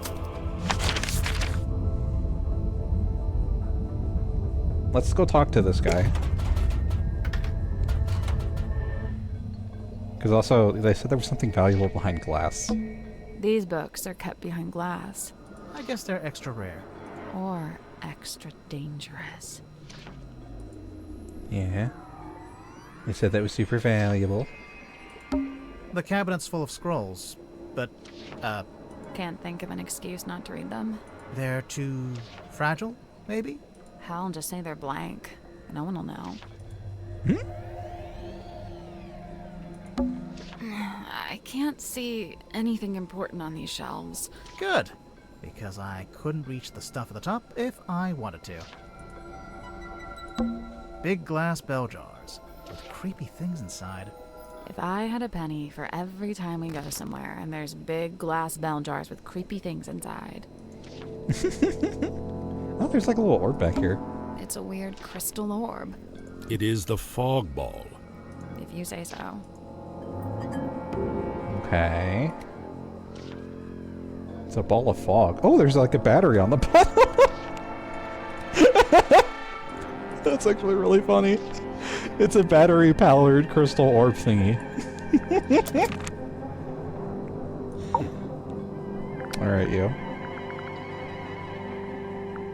Tell me about everybody. It really is fortuitous that Madame Tadpole found her way to the Mortuga submarine. Not only is she unusually well suited to living within the confines of the ocean, but she was also unusually compatible with Magnus Mortuga. As far as I know, the two formed a sincere friendship. Huh. I wonder if she knows any of his secrets. She may just. I'm to believe Tadpole had taken it upon herself to discover the source of Mortuga's internal anguish. In her words, she wished to understand him so that she could help him. It was in the course of this endeavor that she began scouring the ship for information. On one occasion, I entered the captain's cabin to speak with Magnus, but instead I discovered Tadpole quite alone, trawling through his bookshelf. I asked her what she was looking for. She said she didn't know. Huh. Well, that's a new piece of information. I noticed Mr. Dansom was quite determined to hold conversation with Magnus. What did Dirk want to talk to Martuga about? Nothing. It was the act of conversation itself he was after. First-hand experience of Martuga's mannerisms, affectations, and vocabulary. When I inquired as to why Mr. Dansom held fascination for such things, he said simply, research. Okay. So it wasn't... I see. Dirk's got some, like, ulterior motives he's not talking about for the next film. So, Dr. Zephyr, I'm guessing you don't have an actual doctorate. Correct. I walk not the path of formal academic recognition, not for lack of trying, you understand. 8 separate institutions turned me away, asserting that my ideas were, quote, incompatible with our modern world. They forget, of course, that the modern world is a fleeting and ever-changing thing. Indeed, all of history's greatest scientists battled with such short-sighted stubbornness. So, you want to be one of history's greatest scientists and fundamentally change how we view the world? Is that so much to ask? I mean, yeah, it might be. So then how did you end up studying dreams? It was the result of acquiring a particular specimen. It opened up new ways to study the subconscious mind. A specimen? Like what? An animal? Yeah, I'm picturing like a lizard floating in a jar of formaldehyde. Something like that. So, what are you working on now? Here in your dream chamber? I'm studying subconscious spirit transmissions, analyzing their meaning, their intention. Do you need to be in a submarine to do that? Of course not. However, positioning myself here affords me other opportunities. What? The possibility of studying the most important specimen of all. If her transmission could be analyzed, interpreted, it would be an unparalleled He knows. discovery. He knows who she is. She is all that stirs in the minds of men that they shall never know. A being known only as the Mermaid. A person? I've told you all I know. Then apparently you don't know much at all. Correct. He knows more than most other people did. Hello? Excuse me? Where's the photo? The face from the ether. It must be. What's that? Tell me, where did you find this? It was locked in a safe. Was it now? Would you mind if I took it off your hands? It's not ours to give. No, of course. That's the first time he's, like, taken his glasses off, actually. He is invested. Okay, so what about the second painting? I believe this to be a depiction of a being known as the Mermaid. However, I've nothing to compare it with, as it's the only depiction I know of. It doesn't look much like a mermaid. It doesn't look much like anything, really. Except for the fact it's got a face. At least, I think that's a face. Okay. Stories alluding to such a being were the reason I traveled to Silkworm in the first place. However, I was disappointed to discover that nobody in town seemed to know what I was talking about. It seems to be a secret held by only a very select few. Oh, okay. Well. We know what this is now. This is the Mermaid. What is this? I am unfamiliar with this. Where was it located? It was in the captain's quarters. Then it is no mystery, for I have never set foot in that room. I like that you can see the top of his head just poking out above the dialogue box. I have a curious observation about Mr. Worman. Unfortunately, I haven't had the time to perform an analysis, let alone propose a hypothesis. That's okay. Just tell us anyway. I observed that he did not seem at all saddened or sorrowed by the death of Magnus Martuga. You can't know that. Some people don't always show emotion on the surface. Of course, quite true. However, Mr. Worman did display an emotion. Relief. Relief? Gazing upon the crime scene, much of the tension coiled up in Mr. Worman's body visibly dissipated, and thereafter he seemed energized, galvanized. Okay, that's strange. Huh. How did you meet Martuga? It was on my first visit to Silkworm many years ago. I was merely passing through, so I stayed at the inn where Magnus was working at the time. So Martuga was just an innkeeper at this point? Not even. The innkeeper was a woman named Felicia Stonetop. Magnus merely worked under her charge. The two of them split their time between running the inn and running a small sailing ship. Sounds like quite a nice life. He joined us about a week or so after we first left port. He caused problems almost immediately. How come? Godric made some kind of official request, but Magnus had denied it. Their disagreement was something to do with navigation. For my own sake, I stayed out of it. Yeah, he wants to be a navigator. He caused trouble almost immediately. Mood. It is no mark against Cynthia's character. She is a sharp young woman and capable engineer. But I was wholly surprised to learn that she had become captain. Did she never say she wanted to be captain? On the contrary, I was aware she'd held such aspirations, initially. But I was under the impression that her campaign had ended in failure. Meaning? That Miss Seafoam had made her ambitions known to Magnus, but he had shut them down. Okay. Interesting. It is hypothesized that Miss Moon was embroiled in some form of deal with Magnus Motuga. What kind of deal? What would she give him? Money? His heart beat not for money and things. What did it beat for? People. Kinship. So, Mariana gave him a person? Maybe information about a person, or how to find a person. Oh, I bet he was looking for the mermaid. I'm gonna go ask her about that picture.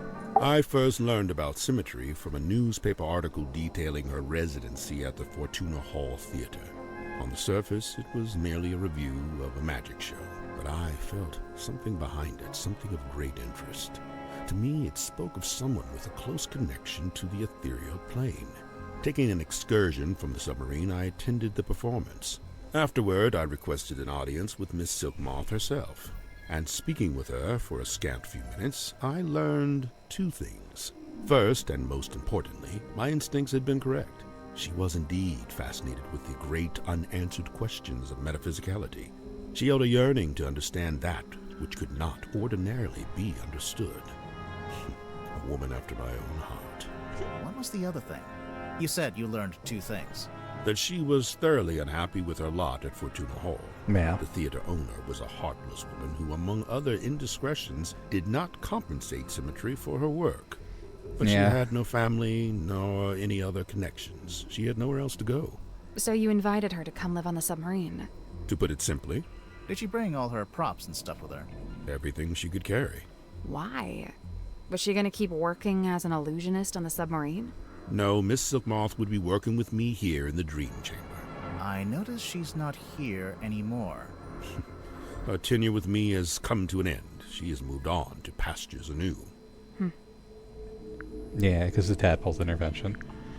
There's like a thing behind Dr. Zephyr I want to examine at some point. What is this? Okay, I'll bite. What's a hex bottle?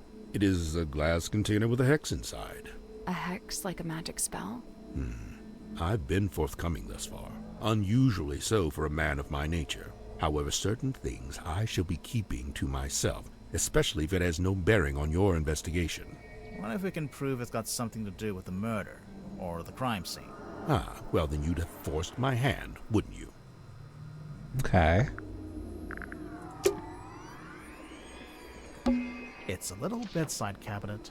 You know the kind of place you'd keep a glass of water, and a book? And a magical glowing orb. Wow, that's what that is. Okay. I want to see what Moon knows about this mermaid.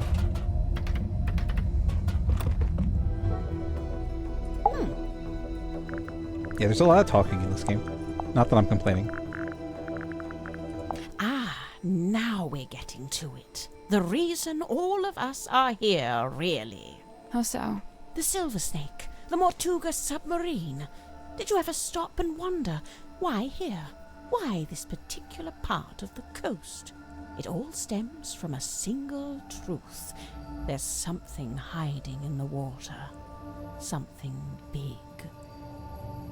Okay. Now, it wasn't my intent to cause you any lasting unease. Look, we three, we're merely tourists here, passers-by. Take my advice.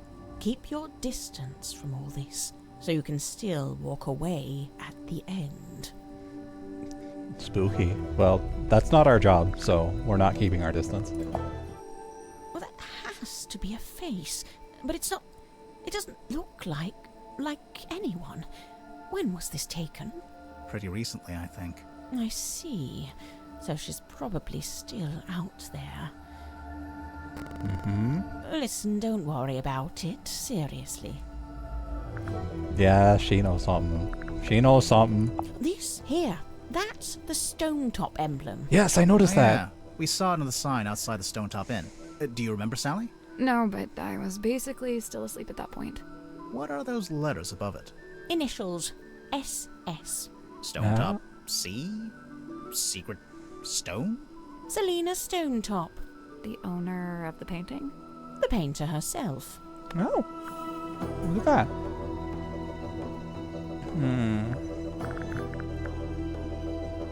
Wait. Does Moon know anything about the Moon Vial? Do you recognize this, Mariana? Should I? Well, we just figured since there's a moon drawn on the label. So because my name is Moon, all moon-related things must belong to me? Even if it's not yours, do you have any idea what it is? It's a herbal compound of some kind. Valerian, skullcap, chamomile, and seawater. So, not poison. Maybe it's medicine. Would those herbs do anything in particular? I suppose it could be a sleep aid. Like a mild sedative. Interesting. Okay. Let's see here. Oh yeah, we haven't been asking anybody about this box. Any idea what this is? No. Really? You're not even gonna tell us what it smells like? Old moss and jealousy-ridden oak or something? It's not oak, it's cedar. Aha! She still didn't actually tell us anything. Yeah. I retract that aha from the record. Yeah. Suspicious. Furnace. It's a pizza oven. That's not what it is! No, it's a furnace. For heating the submarine. Right. But you could put a pizza in there. I wouldn't recommend it. We didn't really look around this room a lot. It's a pinboard. Drag the pieces of paper in the correct positions. Oh, this is what this is for. Okay. Ah, shit. Hold on. I'll do this later. Okay, hold on. Okay.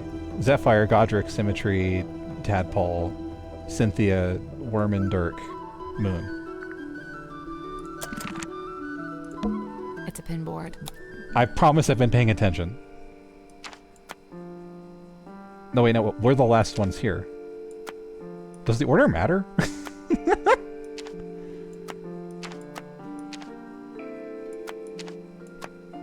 Hold on.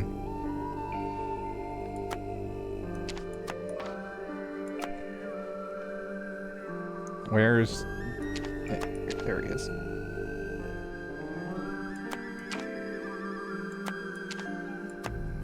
Okay.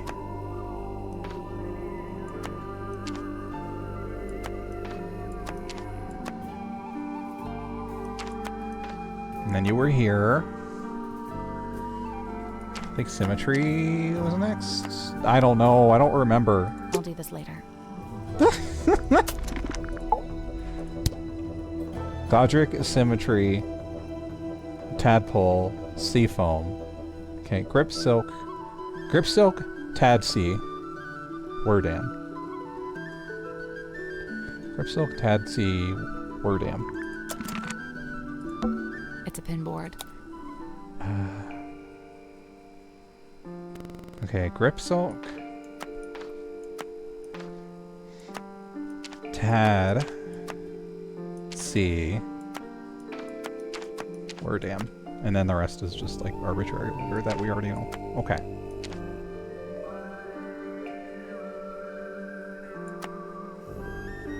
Okay. And you. And you. And you. And you. These are like not spaced correctly, but whatever.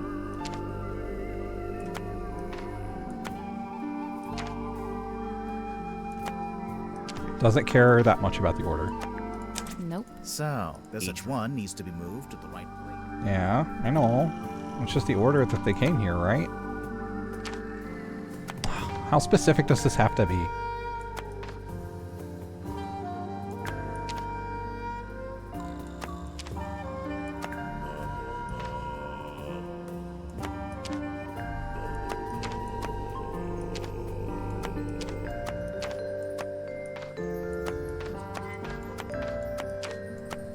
That's not it. Looks like the board's been The divided. shape looks familiar. Of course. Remember Mariana's diary? Ah. It's gonna be so specific, isn't it? I'll do this later. Okay. It's a pin board.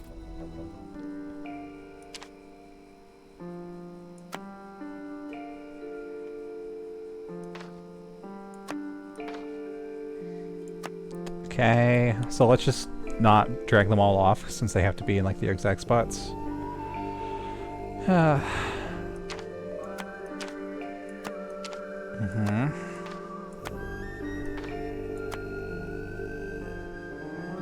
And then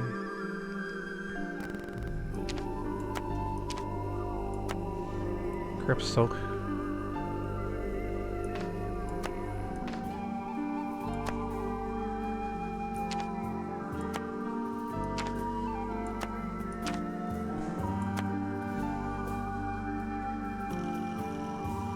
Oh shit, I'm mixing these names up.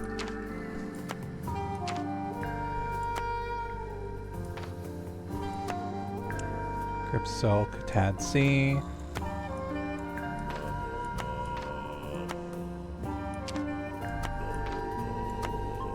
Yeah.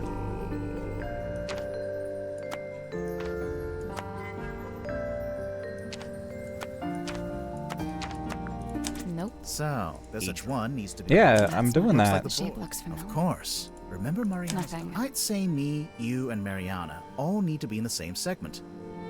Oh, and Mortuga probably shouldn't be in any of the segments. Wait, what? I don't remember the diary sequence. This isn't what I thought it was. Or maybe it's, order of operations? I don't know.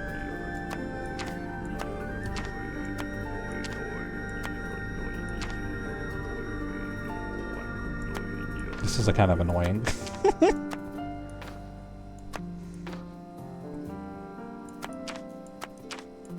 Nothing. I'd say me. Oh, and I'm gonna talk to Mortuga her again, I I'll guess. come back later. Hold on. What was the thing with the diary?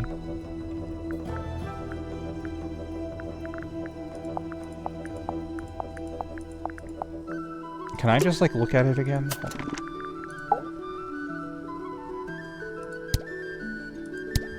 Specifics presented 1. Clues presented 5.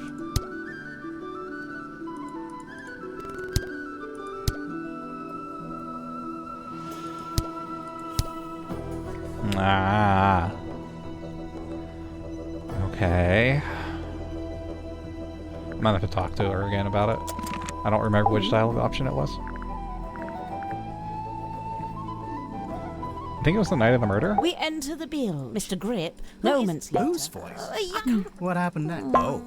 Anyway, I suppose after some scene we Maybe had it's the back, here's a submarine. glass. I updated amongst the Wait, is this no, the the- next morning. Well, Is this the map? Hold on. Is this just where everybody lives? No, that's not it, is it? a merciless shadow of a vessel. Yeah. But how much he descends into So, it is. What was he like? Nice guy. Okay. He tells me After a little what while, the lies him. He tells neither of them. Captain Morse. He asks, then he just the last. Mr. Grip. Now. The diary. Okay, this is it. Imagine my excitement to finally get a good look around the Mortuga submarine. That was easy. We began. We climbed the next we can find tadpole in. Right. So, Mr. Grip insists. Yeah, it's like where people live, I think. I'm so confused at this, how this puzzle It's works. a pin board. Oh my god. It's a pin board. Nope. So each one needs to be. That's Looks not a like, shape. of course. Nothing. I'd say. And Mortuga probably. Okay, let's just take all the photos off.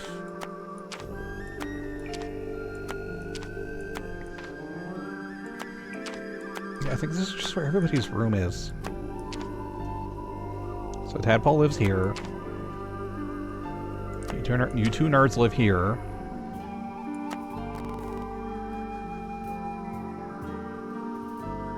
Right.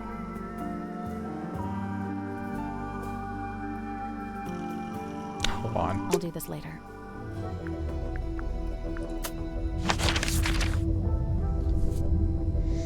I'm taking a screenshot of this. Oh my god, it's not gonna let me. Hold on. Sniff in 10 seconds. I'm not gonna remember this. I'm just taking a screenshot. That's good enough, right? If I just take a screenshot. I still feel like a detective. I don't feel like I'm cheating. Okay. It's a pin board. Look, if you want me to remember things, it's not happening. I'm sorry. Okay, so we got Seafoam over here. And then... all the way at the bottom, it's us nerds.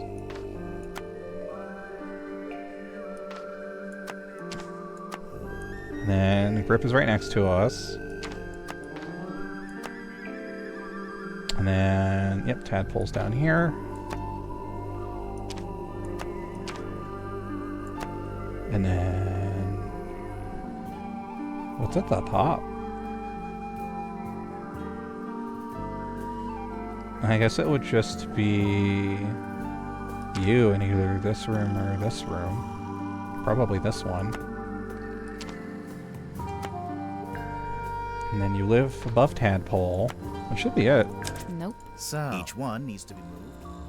No. Oh wait, we didn't put these two in their room. That's not it. Looks like the shape bowl, looks. of course. Remember, Marie? Nothing. I'd say Really? and Mortuga probably. What am I supposed to do? Unless they go like in between the spaces or something. Yeah, they go in between the spaces, I bet.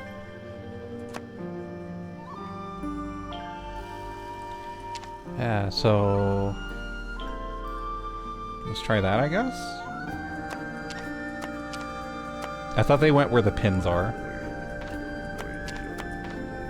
Maybe that's not correct. You don't exist anywhere. What about that? That was right. Okay. I'm impressed. My bad, I thought the pins were the rooms. Nothing happened. What were you expecting? Normally, when we complete a puzzle, something unlocks and we get a new clue. Yeah, we've been conditioned to expect that. If it's a clue you want, take a look on the back of the pin board. What's this? Oh. Night of a full moon. Oh. Wailing Wolf. What's in these old wooden crates? I don't know. I can't get them open. What did I tell you? Always bring the crowbar. It's a big traveler's backpack. It smells like soil and grass. When you're done smelling it, there's something in the pouch I think we should... First thought, what does this bag smell like? That's so creature. A square of parchment. Oh, hold on. Oh wow. This is like a timeline. Okay. And then this is a map. Oh, so we should take this to Grip. Yeah. Alrighty. This is complicated. Oh, this is like a family tree. Okay. This is a family tree, not a timeline. I see, I see. I assumed it was tea, but actually it smells like coffee. It's unfiltered too, and there's no milk. Hardcore. This is actually People a get pretty so good place to specific hang about how they laundry. drink coffee. Assuming you want your clothes to smell like the cargo hold of a submarine. It's a little mirror. It could do with a polish. You could do with the polish. She has a soft spot for small things. Okay. Did we talk to you about all the suspects? We did not. I saw Dirk wandering the halls this morning, like he was looking for something. I asked him what it was he'd lost, but he said he couldn't really describe it. But it looked a bit like a gun. What? So, something that looks like a gun, but isn't actually a gun. I can't imagine what he was talking about. Okay. I didn't expect to find a fellow herbologist on board. Dr. Zephyr really knows his rosehip from his rosemary. He's a chemist, too. Impressive, don't you think? I don't know. I get the sense his work is more alchemy than chemistry. He does seem rather secretive about it. I tried asking him about his experiments, but he seemed awfully reluctant to divulge any details. Sounds familiar?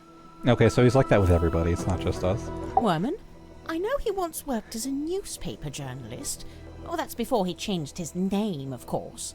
Have you read his book, Hex of the Helmsman? I leafed through it. I must say he's got some good research skills. I'd love to know what his sources were. What do you mean? The book is very clearly a loose retelling of the real-life story of one Magnus Mortuga. Oh. Huh. Okay. And now he's got to follow that up. Oh no. Broad shoulders, long arms, good for reaching across a wheel. He had a hard face, but soft eyes. I'd wager he was once a very handsome man. Do you know anything about his life before the submarine? Like if he had a family?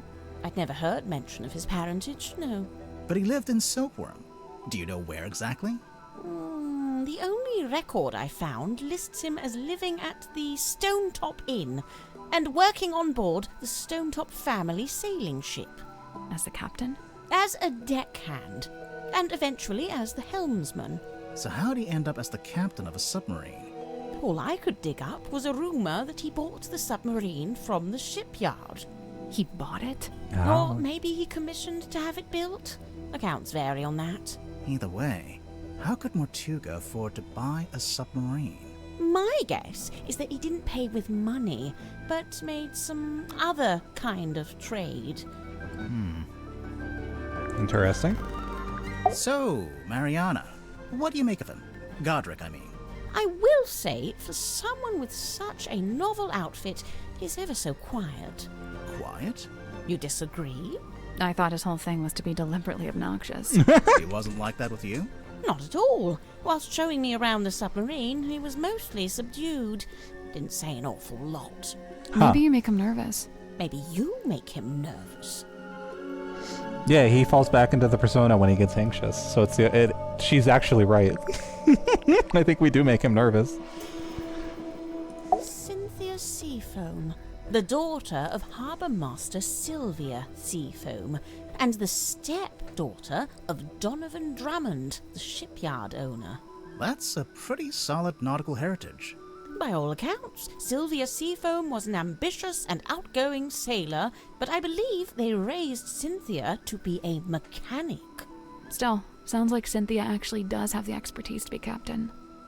Who said she doesn't? So, Mariana, where are you from? No fixed address. That's the way it's been for some time.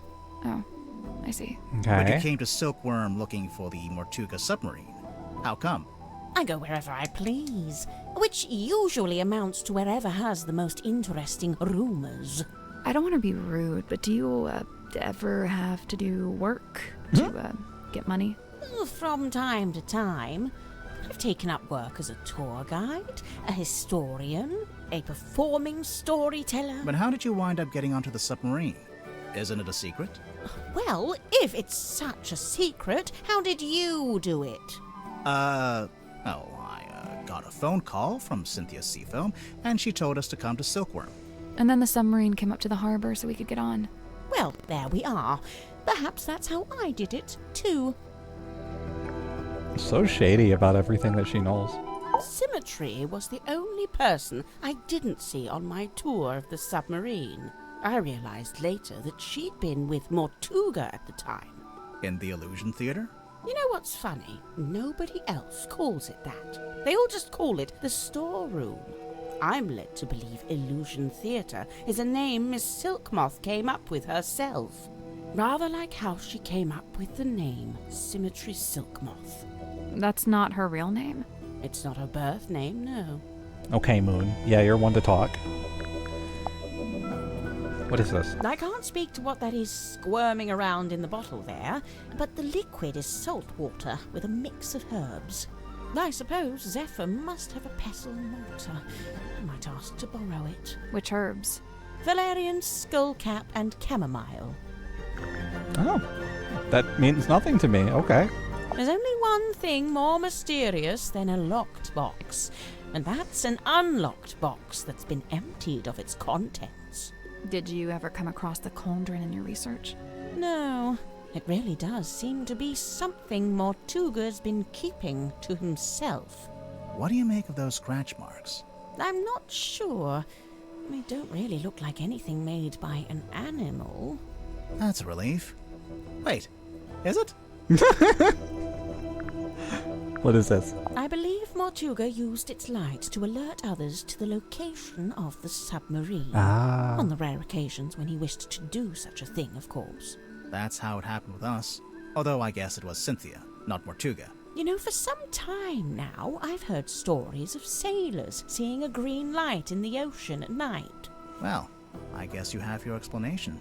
The problem is, several of the stories predate the Mortuga submarine. Ah. Huh.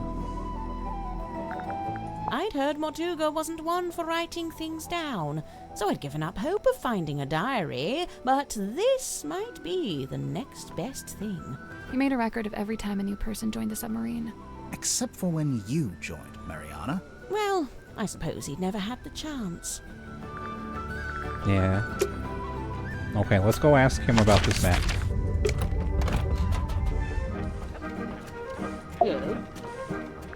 Okay, tell me about this. Remarkable! There we are! Goody Liz, look! I told you all our hard work would put us on the map someday. How come your logo is a hot air balloon? I thought you sold stuff for boats. Officially, we deal in the nautical and aeronautical. But in truth, the balloon motif was mostly just for fun. I'm not sure there were ever any aeronauts in Silkworm. Okay. That wasn't as exciting as I hoped. Did you open it? Not yet. We don't know how.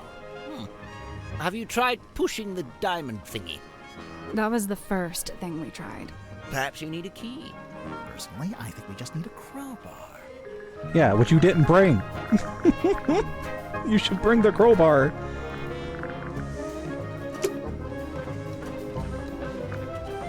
Okay, who have we not talked to yet in detail? I guess Symmetry and the captain, and then we've talked to the suspects about all the suspects. Let's get some stuff out of Symmetry. I want to save the best for last. We'll talk to... I'm sorry, let's talk to Cynthia, and then we'll talk to Symmetry.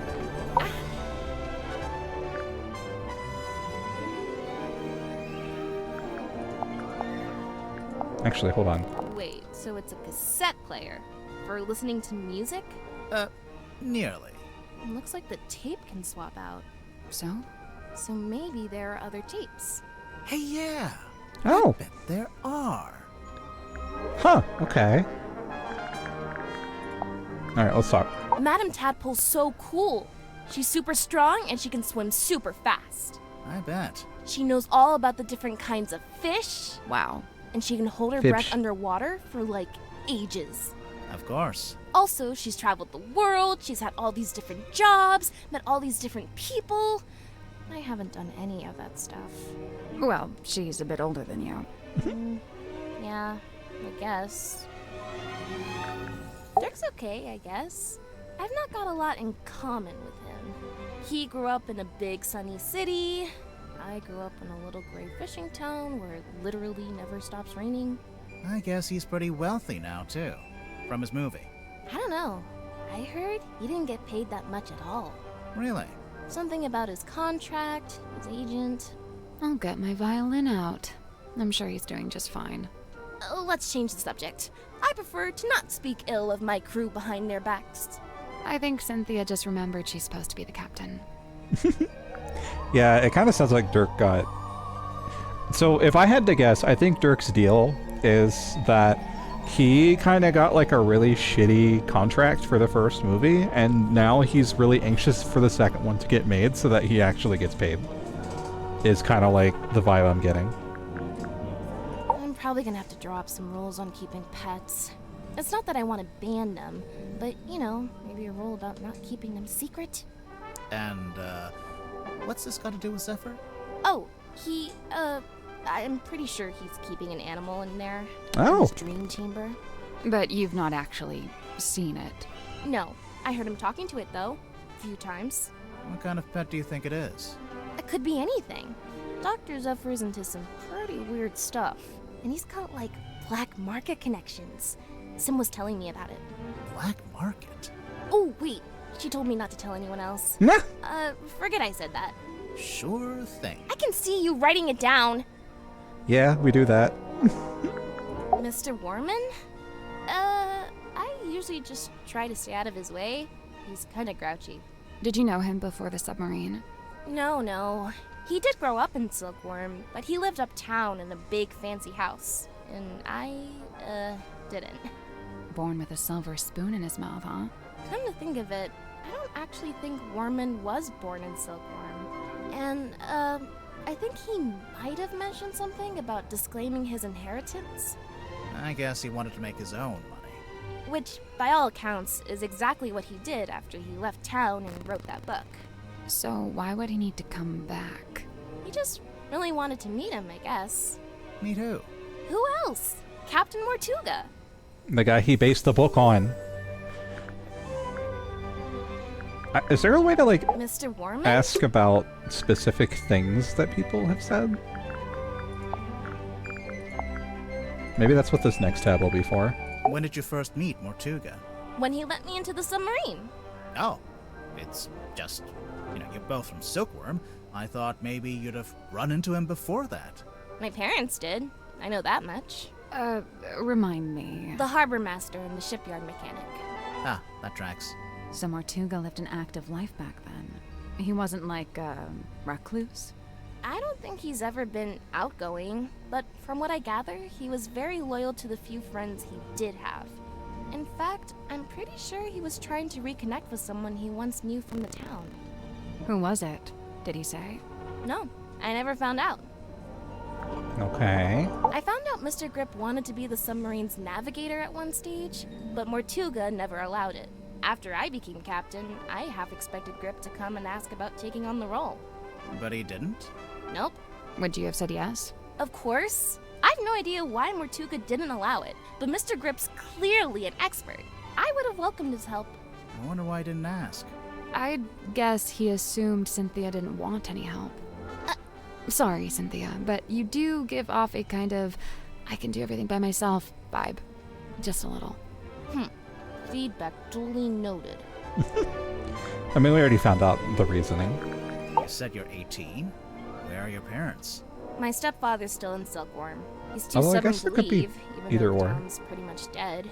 Whereabouts? The shipyard beneath the lighthouse. That's where I live, too. Sounds like it might have been an interesting place to grow up. It used to be. Nowadays, it's basically just a big pile of rust. What about your mother? I'm sorry. It's okay. Yeah. So, Cynthia, why did you want to become captain of a submarine? Not a submarine. This submarine. Like I said, it's just the way it's meant to be. Okay. I wonder if her parents talked up the submarine to her. Mariana Moon? I've barely known her longer than you have. Do you know why she's on the submarine? I have to assume she was invited. So, what? Nobody's allowed on board without being invited? Naturally. Who invited you? Okay, maybe I'm an exception, but Captain Mortuga granted me access and you let me stay. So it amounts to the same thing.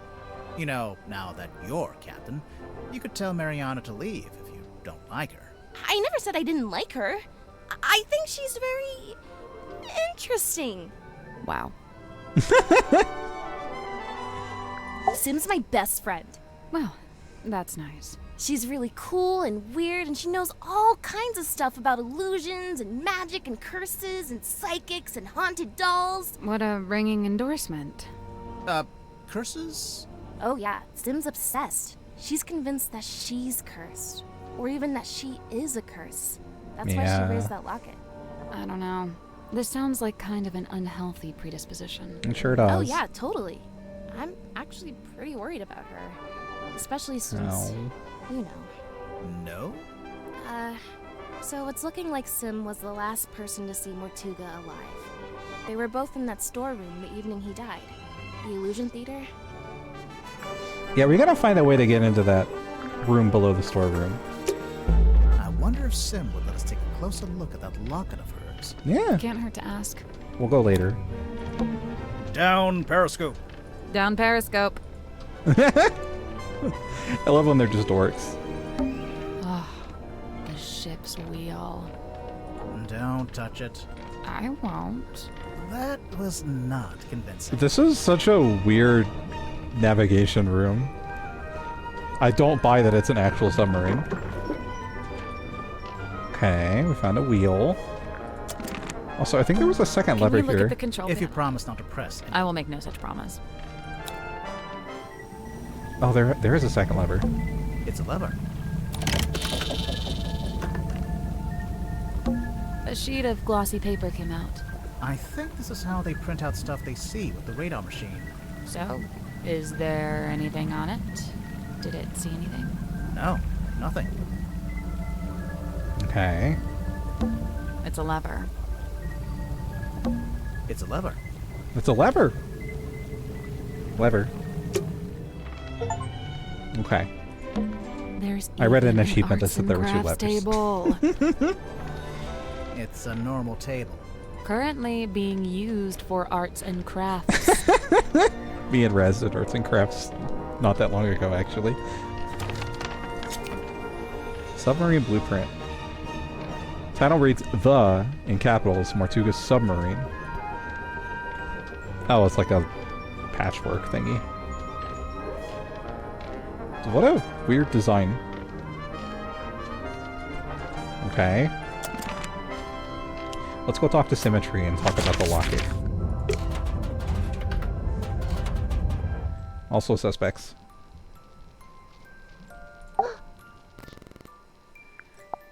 Okay. Let's ask about suspects first, and then we'll ask about the locket. Likened to the orchard oak, sturdy, stout, and towering tall, but bears she a quietsome grace, like a windless night on sail-still sea. I ponder, could some such thing be mine to know? I don't see why not. Maybe I should cut my hair short and dye it green. Maybe that'll do it. What's that? Madam Tadpole, number 5, The Still Waters. Wait, what? Hold on.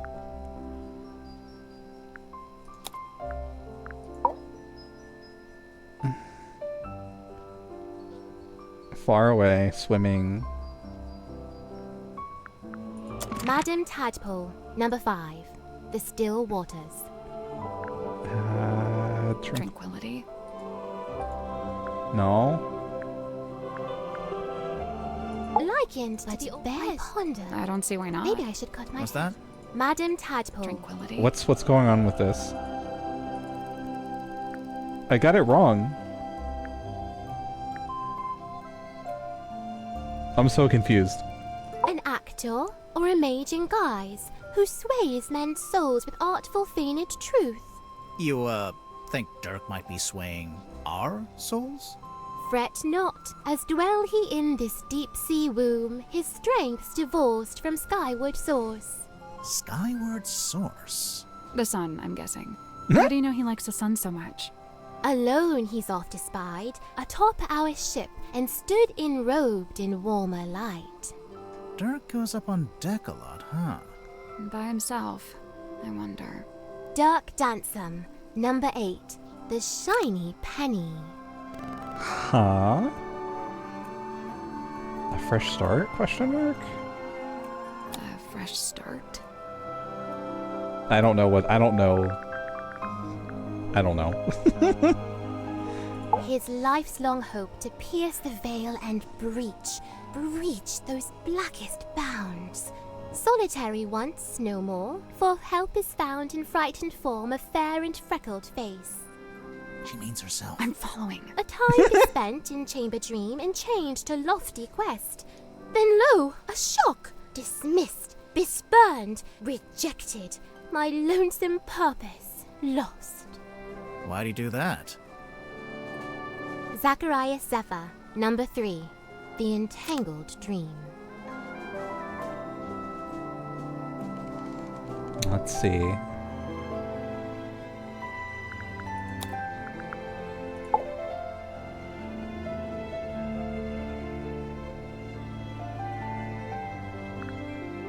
Zachariah Zephyr, number 3. I don't know if the these mean entangled anything. Dream. Overambition, deceiving yourself, or losing your way. It has to be overambition, right? Overambition? No. She's just not gonna tell me. He'd dreamt our ship some boisterous boat, where tensions flowed and tempers boil. Alas, upon inspection showed, our home fell plenty short. Still he yearned for storm to swell, for keel to list, for sail to sway. He was waiting for something to happen. Something did happen. The captain was murdered. And crime dark scene, but consequently came the freshest focus for his ever ponderous gaze. James Werman, number 7, the empty inkwell. It's either apathy or amorality for this guy. I want to say apathy. Apathy? Like jagged face of coastal cliff, cut coarse by storms and swells of life long spent. Sleep a scant solace, bedeviled by a dream dug deep in folds of ever-furrowed brow. His broad form stood, once ox-strong and stout, now more malediction than man. Doomed to dwell down in the dark, the once light of a life once lived, now too luminous to look upon. Magnus Mortuga, number 1, the turning wheel. Meeting your destiny. Yeah, she's not gonna tell me the answer to any of these. Despite all his whims and wayward ways, his heart beats hopeful, kind, and keen. His whims, like how he talks to a wooden stick. When first we met, when first I came, he had not yet his cane beclaimed. Oh. So, where'd he get it from? The cane. Wrought it he by his own hand, composed of cast-off scrap and scrounge. Really? Did Grip live down in the engine room, even back then? Verily, he seeks it out, that engine's heart, for clank and clamour calm his core. He likes how noisy it is. What's wrong with him? Godric Grip, number Yeah. 2, the broken compass. He's just a little anxious soul that likes to feel like he has companionship and stuff going on in his life, you know? Feeling lost or trapped? Fair Cynthia, O truest friend, my steadfast fealties won. You're both from Silkworm, and you're the same age. Do you know her from before? Though kindred bred neath sullen skies, now we met out with this sunken silver shell. You really never ran into each other in the town?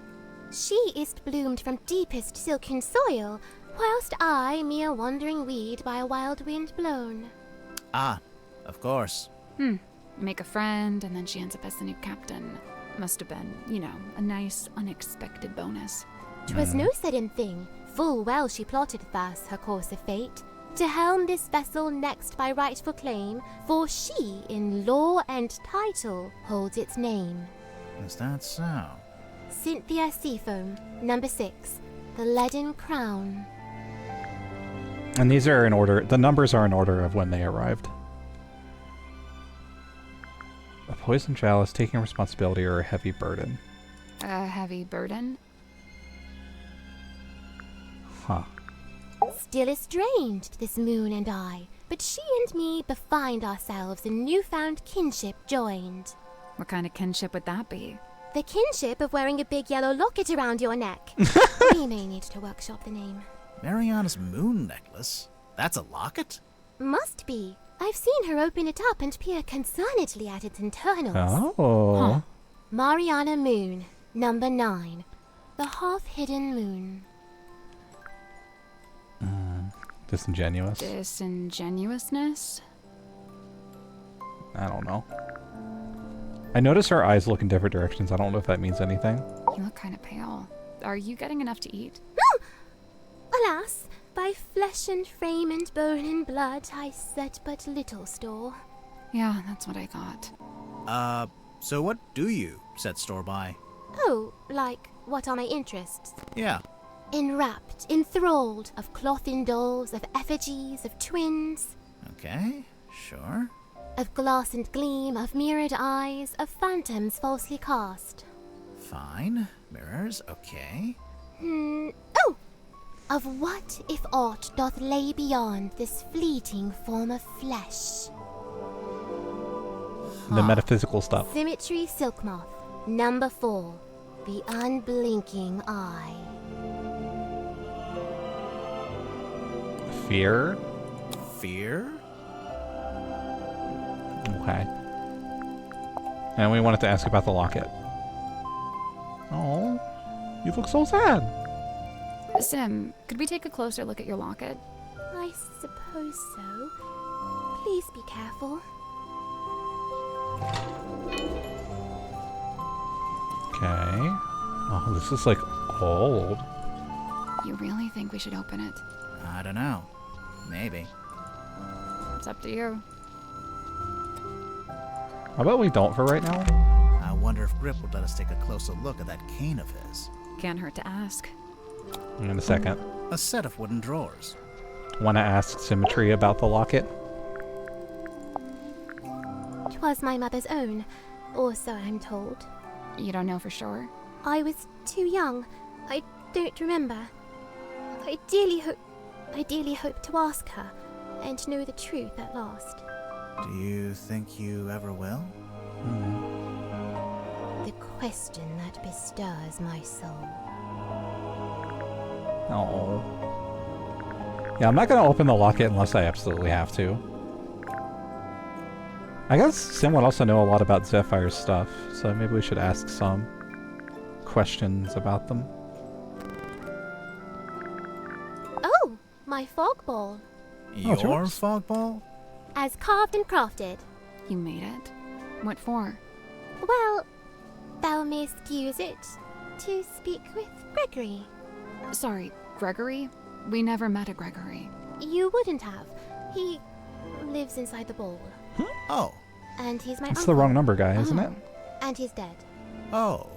And fictitious. Oh. Yeah, that's the guy that, like... Sorry, you have the wrong number, I thought. To dwell beneath a heavy iron-casted thing, ever poised for rope to snap, ever set to fall. Mortuga? You didn't dwell beneath it. Not really. I don't know. It's hanging directly over his desk. Yeah. That's a choice. What else was I wanting to ask about? Oh, the box. Dusky box of dark allure. I cannot turn mine eyes. What lies within? We're still trying to work that out. Any guesses? Surely some solemn secret, dark and dreadful. Oh, it better be after all this. Yeah, there's a key or something. Alright, let's go ask about the cane.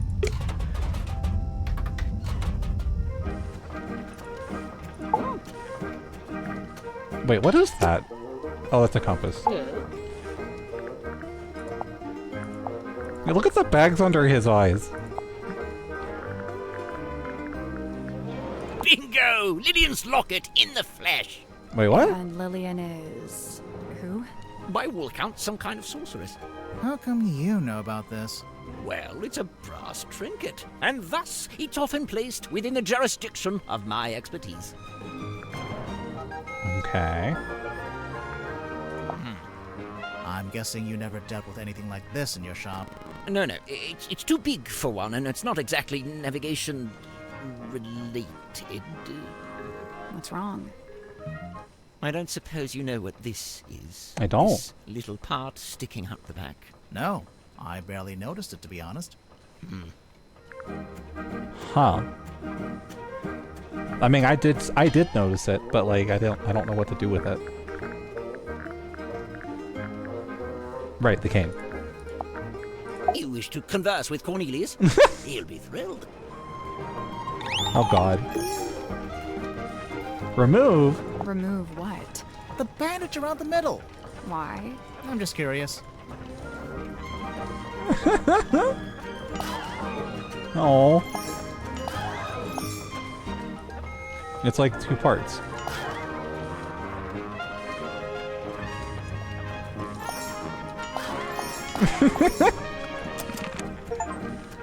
Remove the bandage from Cornelius's cane. Why did I do that? I feel indecent. Alright. We've talked to everybody that there is to talk to. What do we want to spend the last 40 or so minutes doing? So we haven't even found half of the clues that there are to find.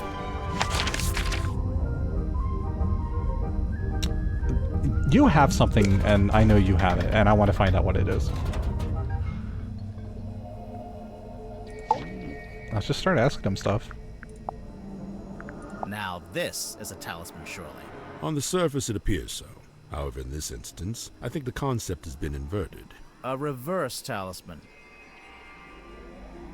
Okay. You know, Magnus never liked the name Tortuga Submarine.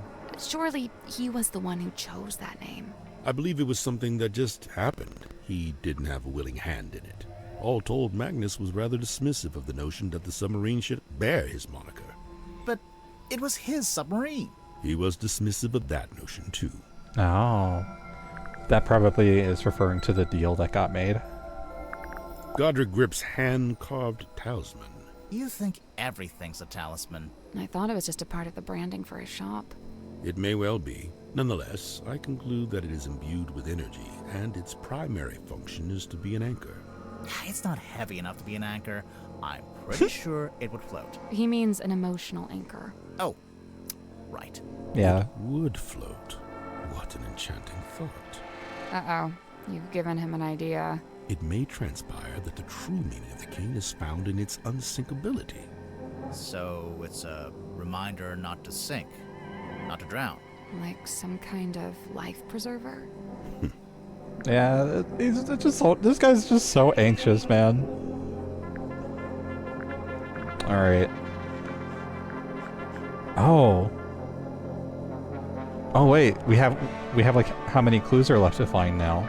Before we left port on the submarine's maiden voyage, Magnus asked a favor of me. He wished for me to venture into the Stone Top Inn, collect this cauldron, and bring it on board. Why couldn't he do it himself? He'd have been strong enough, surely. I'm not sure exactly. I was already preparing to bring a large amount of heavy equipment on board. I suppose Magnus considered it logical to fold the cauldron into that set.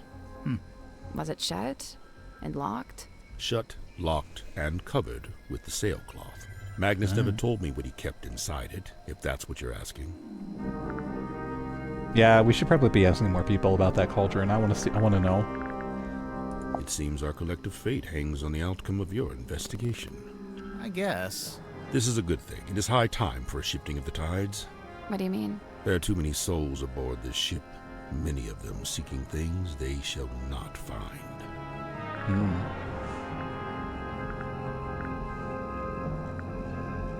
Let's see. Magnus and I installed this in the captain's cabin shortly after we left port for the first time. It is exceptionally heavy. Did Mortuga tell you why he wanted a big iron bell hanging over his desk? He merely said it was an object of great importance and that he'd like to keep it close by. Do you have any idea what it is? He referred to it as a bell, Detective. Yeah, just going by the shape. But it doesn't ring, so we're not sure. You may be more correct than you know. Personally, I believe it is a bell. Not in the musical sense, but rather a diving bell, which is to say it's designed to be lowered to the ocean floor. With a person inside? I doubt it. It's not really big enough. Okay.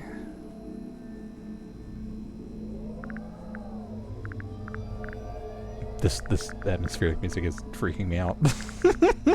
Has the wheel always looked like that? Like what? With one side broken off and replaced with a different material. It's never been my job to steer the ship, so I've never really taken any notice. A photograph of a divine moon ritual. The man holds the orb aloft, and the being within is imbued with rays of mystic light, granting eternal moon wisdom. Moon wisdom, huh? I have that. I skipped the ritual, though. I was just born with it. Impressive. Also, I can shoot moon lasers out of my eyes. Now you're just being ridiculous. Moon wisdom. Hell yeah. I got 2 moons on my head. That counts, right? Mariana Moon's tobacco pipe. Yes and no. It's actually a dictaphone, like a little tape recorder. Curious. Is Miss Moon some sort of covert operative? Who knows? Maybe. I think she's just nosy. Yeah, that kind of seems like the case. Where do you get this from? It is on loan from Miss Silkmoth. So it's for some kind of magic trick. I thought it was a crystal ball, like a fortune teller would use. Indeed, it is a divining orb of a sort. However, I am not using it to see into the future, for such a pursuit is not but folly and nonsense.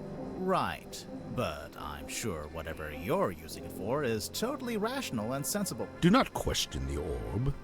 Do not question the orb. Don't question it. It's an incantation sealed in a glass bottle. Traditionally, you might bury such a thing under the floorboards of your house to protect from black magic. What about if you threw it into the ocean? Would that do anything? Likely it would have no effect. The ocean is simply too large to be held to account in this way. It's an incantation. I don't know if I believe him, but...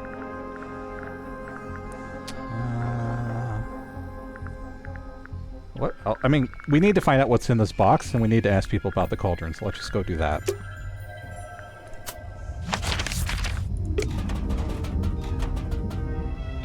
Can I see who I've asked about what? I can. I think I should. Okay, you. What's in here? In the case file, you said the cauldron had never been unlocked before. And nobody knew how to unlock it, except, presumably, Mortuga One moment. himself. So you think it got opened in the course of the murder? I see 3 possibilities. 1, the cauldron was opened before the murder. 2, someone opened the cauldron after the murder. Someone other than Mortuga. Naturally. And 3, the cauldron was opened during the murder. Like the murder happening and the cauldron opening are one and the same. Maybe. I mean, yeah, that's all that was common sense. What's in the box? I don't like it. You don't want to know what's inside? I do, and I don't.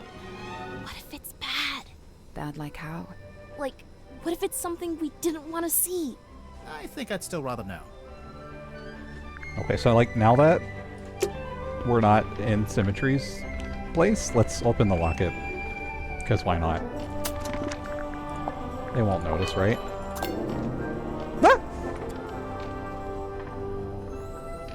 Spooky.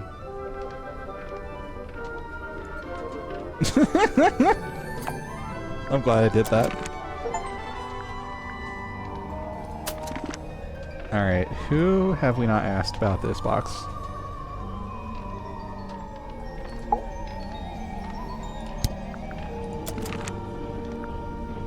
I want to know what's in the box. Alright, let's go. I'm in the wrong place. I need to go to the map. What about you? Do you know?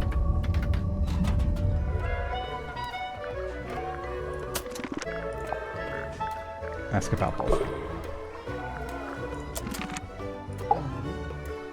I keep clicking on the wrong menu buttons.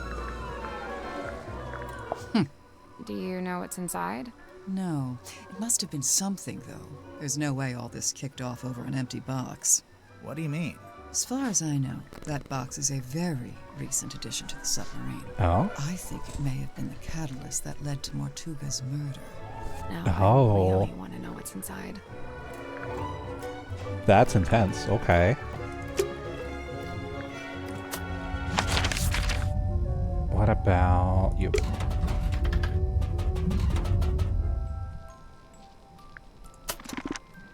Not that button. I like that she gets her own room. You know? Like, after not having a childhood, that's just really nice. Okay, I'm gonna ask these two nerds about it. You seemed relieved about something, so let's figure that out. Oh, a locked box. What is inside? Oh, I must find out at once. You're not impressed? Half the time, with things like this, the writer hasn't even worked out what's inside. They just want the reader to speculate. Keeps them invested. Okay, but this is real. It's not somebody's fiction. How can you be sure? Maybe someone planted the box to distract you, knowing you'd get all curious. I bet there's nothing inside. Look, I'll shake it. There's something in there. Multiple things, sounds like. It sure is. It's a strong image. The ancient cauldron opened for the very first time. It can't be the very first time. Someone must have opened it before. Semantics. So, what do you think was inside? Does it matter? I'm pretty sure it does. It might explain how or why Mortuga died. True. The murder weapon, maybe? Like a knife? Yeah, he does Sure, seem very why kind of not? It would nonplussed about explain the it, scratches now that it's been pointed inside, out. after all. I guess. Okay. Look, buddy, I got enough going on, all right? I don't think I have the capacity to worry about this. Alrighty. Oh. What's that? You've never seen it before? Nope. Is it Mortuga's? Good guess. Yeah, it has his vibes for sure. Oh, let me guess. It's locked, and you can't work out how to open it. Right again. Ha! Classic. Okay, but for real, you gotta let me know when you get it open, because now I'm super curious. Okay. Man, Mortuga really was an odd duck, wasn't he? I mean, who owns something like this? What's it even for? It used to be locked, so I think he kept something inside it. Oh, what? And it got stolen? The thing? Whatever it was? Maybe, yeah. Whoa. I wonder where it is now. Hard to say, since we don't know what we're looking for. But somewhere on the submarine, I guess. Not necessarily. Someone could have thrown it into the ocean. Oh, great. Yeah, we have some clues we haven't found yet. I believe. Yeah. So we have 1, 2, 3, 4, 5, 6, 7, 8, 9, 10, 11, 12, 13, 14 that we haven't found yet. That's a lot. What's in this typewriter? It's Worman's typewriter. Yeah, they mentioned putting a piece of paper back in there.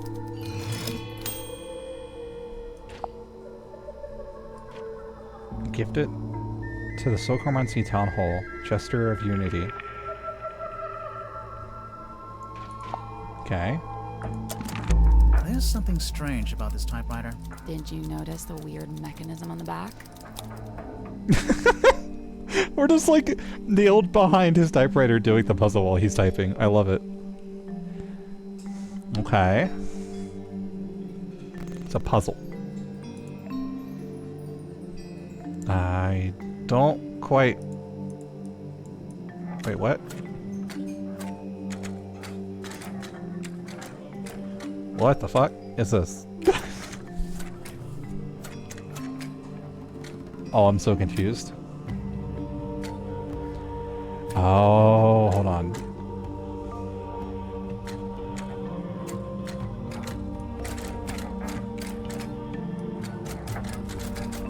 We have to... Is it just the centerpiece?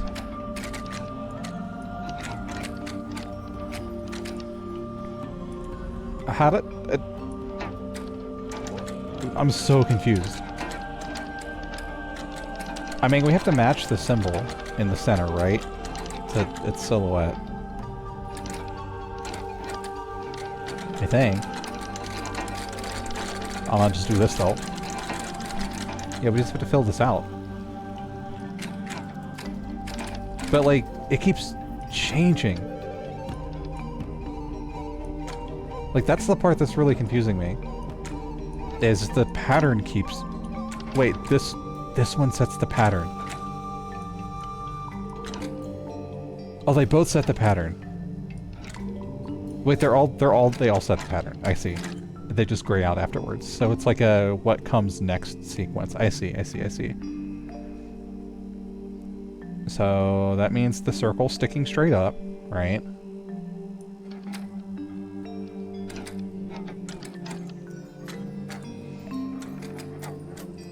So I can just do this. And then...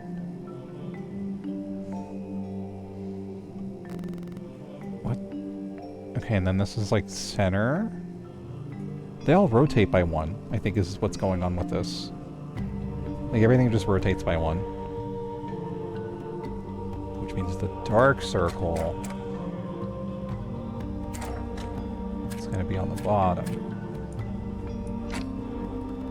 Like that. Or like this. Maybe. No. I lied. That was incorrect.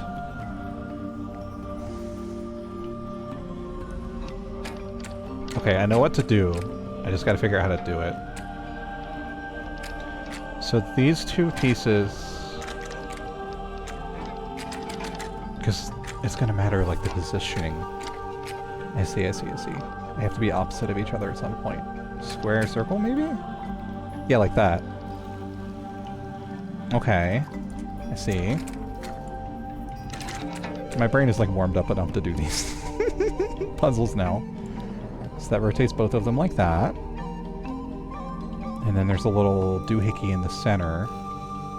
And then also a line on the opposite side, it looks like.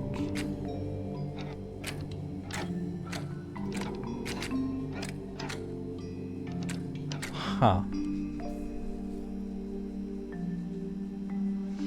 This is the only one with... No, it's not.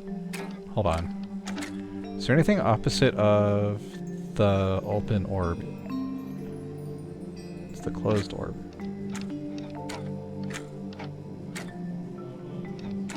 Yeah, because there's nothing...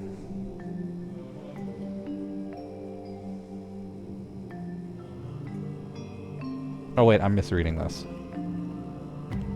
Wait, can't I adjust? Hold on. And then can't I just put a open circle over this question mark? Hold on. So this rotates here. No, that's an empty line. That's right. What if I do this? That doesn't work. Okay. I tried.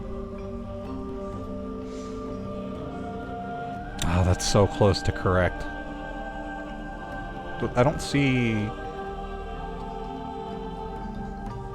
Because these have to be opposite of each other.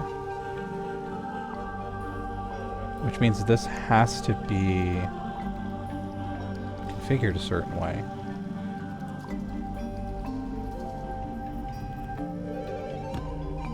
Huh. Okay, this is like the last thing we're doing tonight, I think. No, hopefully not.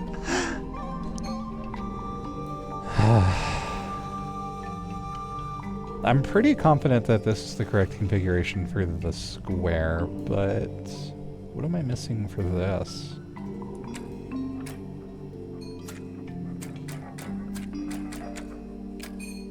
Because the only other T-shape is here.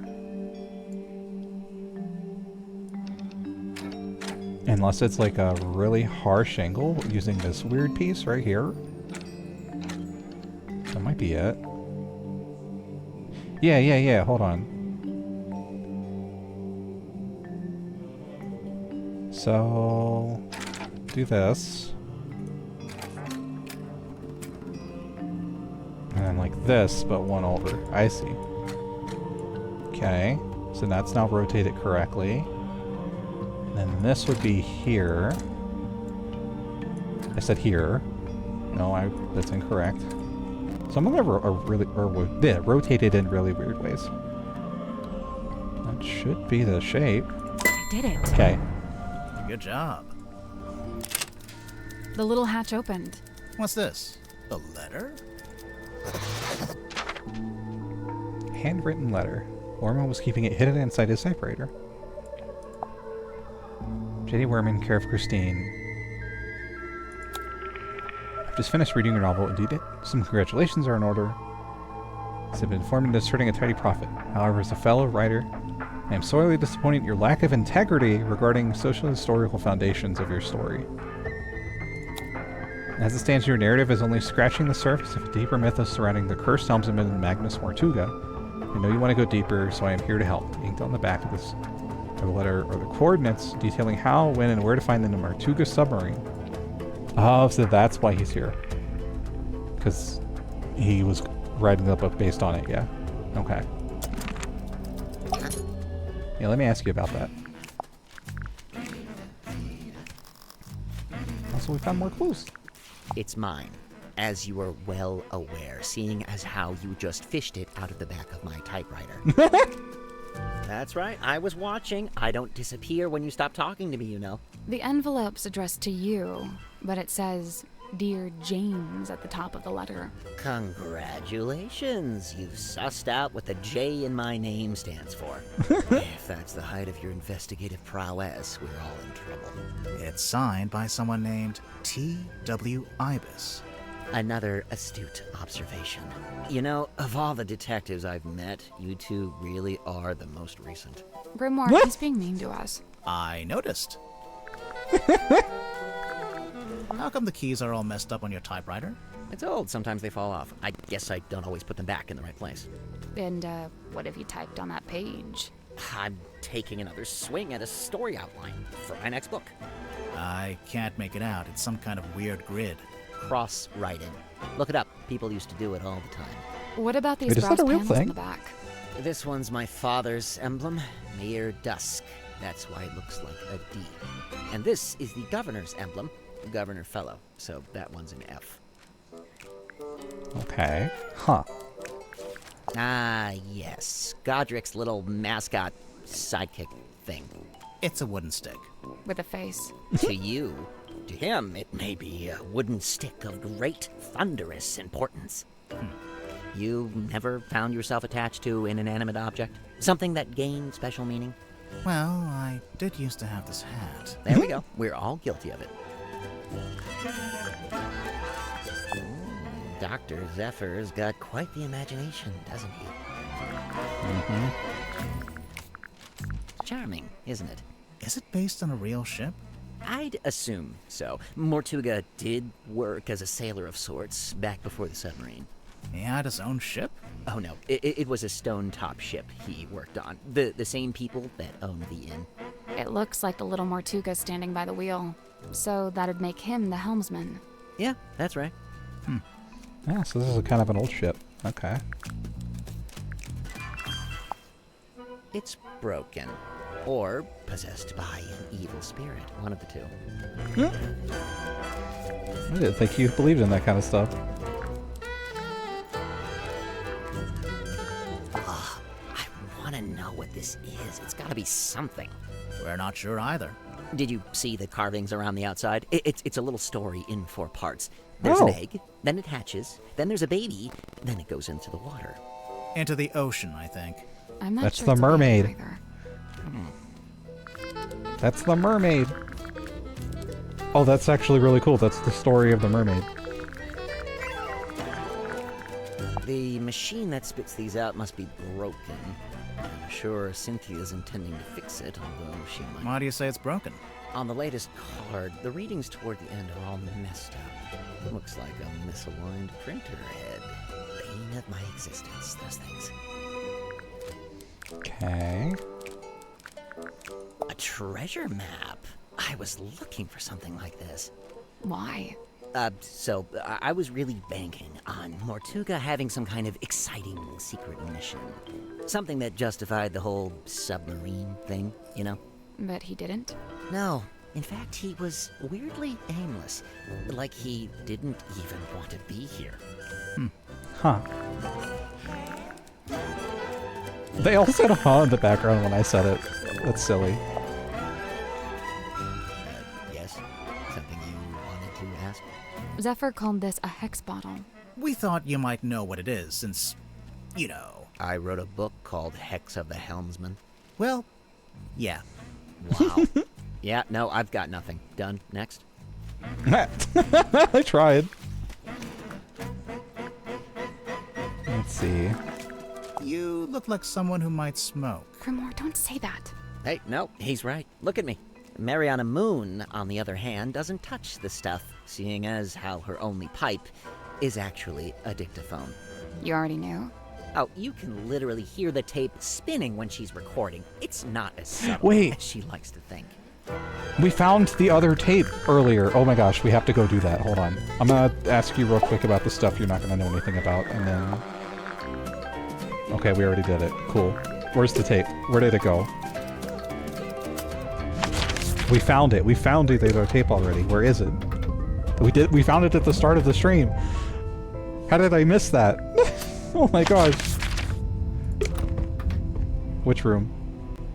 Which room? No, it wasn't this one. Go to this room, I think. It's so quiet in here. Wait, did we look at The this? stool's been knocked over. Doesn't it look familiar to you? Sally, it's a standard wooden stool. I don't... It's from the inn. It looks exactly like the bar stools in the Stone Top Inn. Yeah. The stool's been knocked It looks exactly like the bar. Okay. Where is it? Where's the thing? Oh, I'm gonna go insane trying to find this again. It was in this room, maybe? No, this was the pig safe.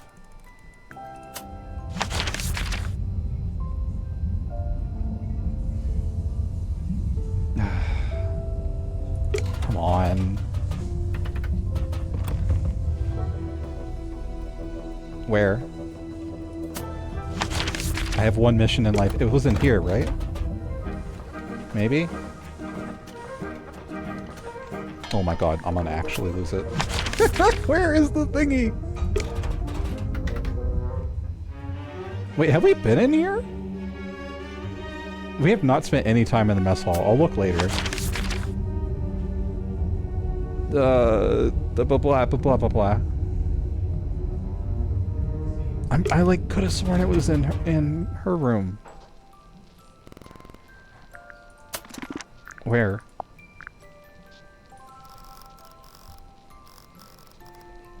Oh, I'm losing my mind. Where was this? Where was that film reel hidden? I already forgot.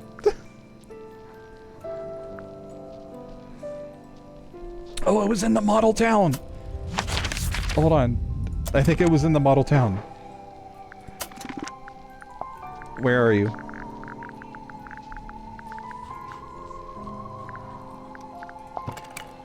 Open it. Yeah. How do I do that? Okay, how? How do I switch it?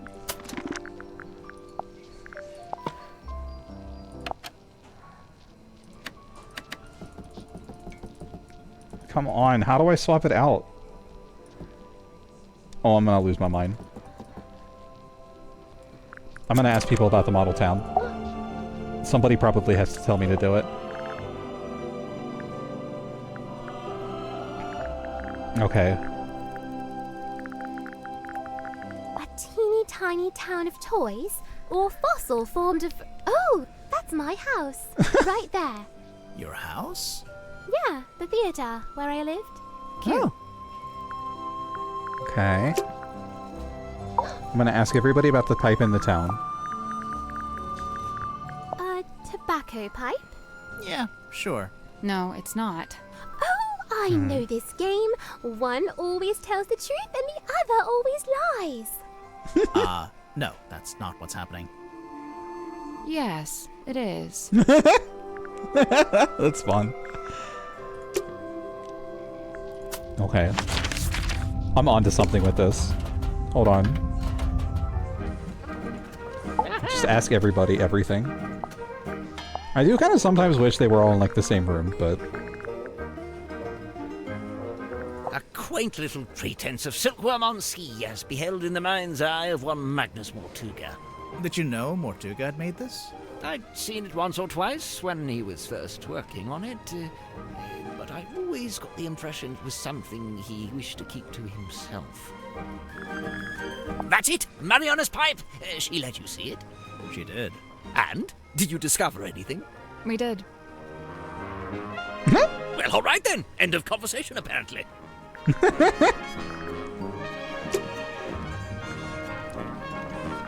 All right.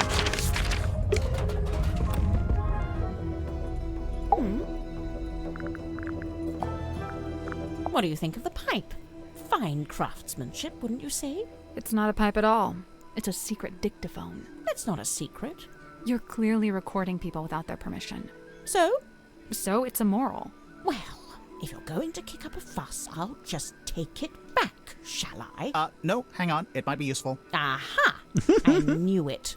Tut at me all you like, but you can't deny the value of hard evidence. Tut. Do you recognize any of the little wooden people? I believe this is supposed to be Silkworm's governor, a man named Faustus Fellow. Interesting. He was a wealthy landowner who bought the town in order to bring it under his control. He bought the whole town? Oh my gosh. I couldn't say. There's something here. There's gotta be something here.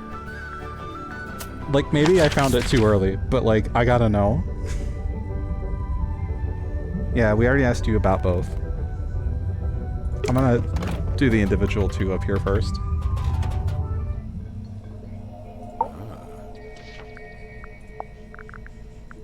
Magnus built this himself, from the scant materials we happen to have on board. So he made it while he was living on the submarine? Yes, but I believe it's a vignette of a particular time in his past, back when he was living in Silkworm. But you knew Mortuga back then, didn't you? How come there's not a model of you in there?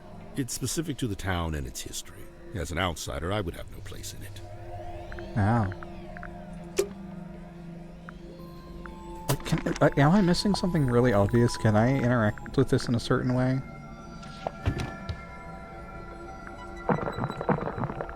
No. Like, it's right here. Just let me grab it. Just let me grab the thing. Give it to me. Give it to me. A dream chamber? Looks more like an apothecary. A what? An old-timey potion shop. Thank you. Okay.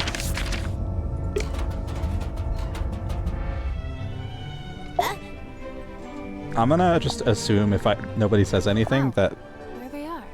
there is That's a my thing mom, that lets me use it standing in the later. harbor, and that's my dad, standing under the lighthouse. Cute. Hey, the lighthouse opens up, and there's a film reel in there. Yeah. Give it to me. That's not accurate. We did not have a giant film reel in our attic.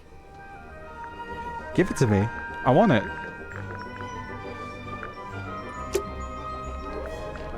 Ugh. Why can't I take it out?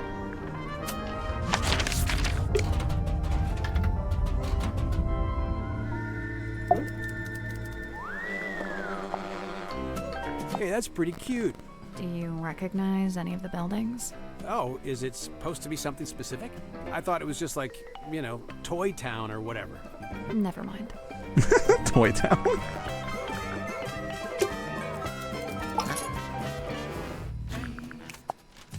This is supposed to be Silkworm, is it? Is it not accurate? far from it. I don't think it's trying to be accurate. It's more about Mortuga's specific... Hang on. Is that my father? Which one? This guy. He's got the right look, and he's standing outside the building that would be the town hall if it wasn't just a wooden cube. Huh. I'll make a note of it. What was your father's name? Damien. Damien Warman. No, Damien Dusk. Wow. Symmetry's locket. A mystical heirloom from her tragically departed mother, no doubt. Did she tell you that? Oh no, complete guess. But that's just how these things go, isn't it? He's a little too genre-savvy for his own good. So, nobody will tell me how to do the thing. That's so annoying. Okay, well, let's just click on things for 5 more minutes. Is that a tuxedo? You never know when you might have to go to a fancy party. What's this in the front pocket? It's a phone. It's a cell phone. It's locked. What do you mean it's locked? How can a phone be locked? I guess we're about to find out, huh? Alright, this will be the last thing we do on stream today. This is a hell of a lock screen. Gonna do this to all y'all. Here, unlock my phone.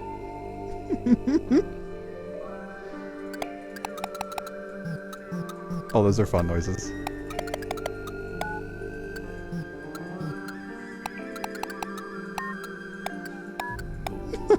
That's just fun to play around with.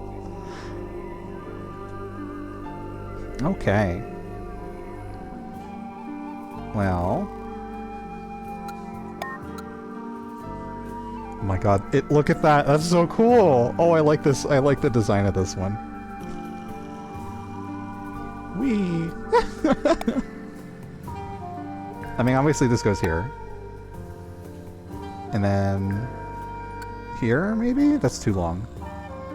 This goes here. And here.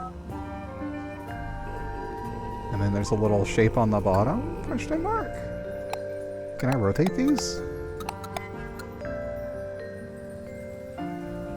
I have to be able to rotate them, right?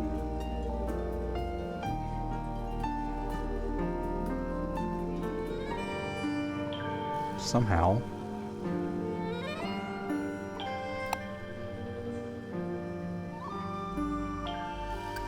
So this would have to go, like, outside of everything else. Oh, there's more on this side. I missed them. I missed the ones on the right. I was having too much fun playing with it, the buttons. Beep. Oh no, that one doesn't go there. That goes here-ish, probably. Okay, where's the little short one? This is fun. I like this one. So we're not using all the shapes, it looks like.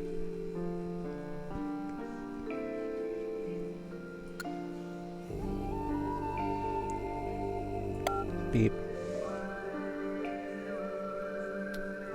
Okay.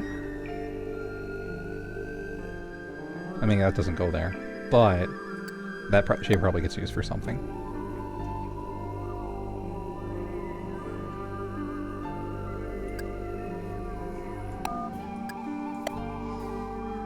I like the UI on this a lot.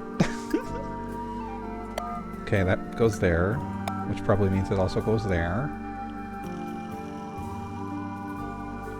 Maybe one of the diagonal pieces goes somewhere else instead. Like here.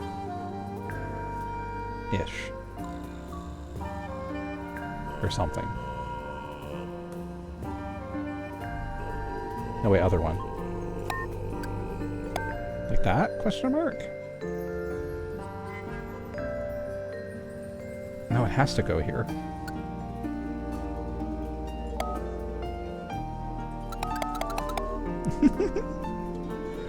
I'm having too much fun with this. Okay, what about the big bell on the top? That obviously goes there. And then there's like a center line. Maybe that goes here. And then... Where's the small little dinky line? Like here? Yeah. Okay.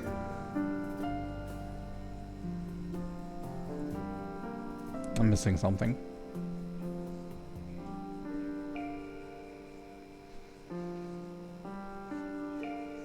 Like, maybe this shape gets made like that. I'm trying a little too hard, maybe. Maybe not. Beep. And Wurmst is the last piece.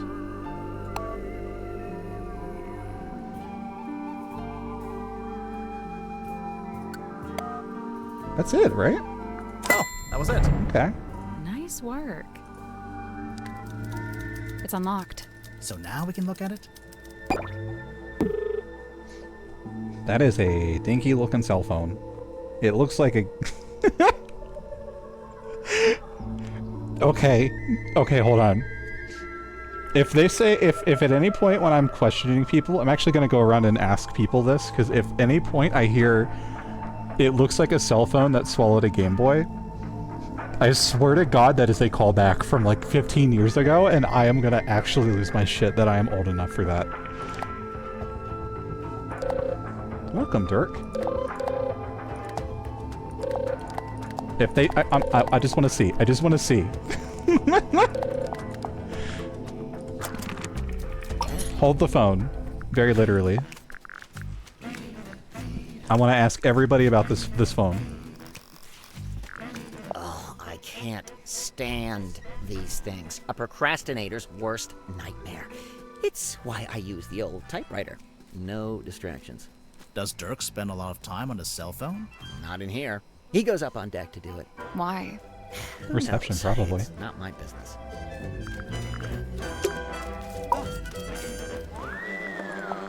This is yours, Dirk? We literally found it in the pocket of your tuxedo. How'd you know for sure it's my tuxedo? Dirk, show me one other living soul on this submarine that could even conceivably own a tuxedo. Yeah. He's hiding stuff, man. Alright. I just want to see. I just want to see if somebody drops the line, and then I'll wrap up for the night. Wait.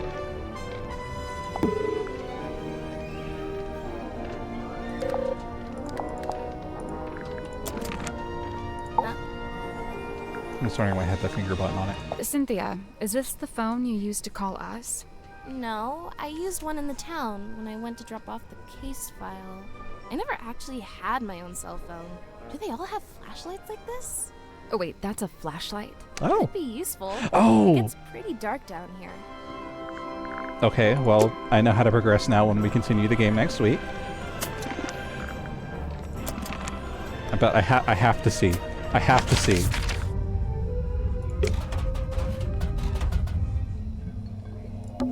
Old books. I smell That's weird. what old Really? books... Do you not own any old books? No! I meant to click on you, but that was also fun. I have no interest in such a device. It is merely the debris of an exoteric society. It holds no energy. Sure it does. It says right there. Battery, 23%. Smartass. Okay, you.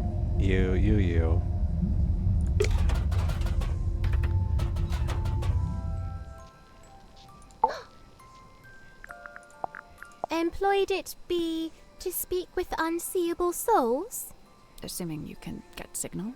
Who'd have thought that Dansome Dirk, of all our kin, is playing host to Hidden Ghost? Okay.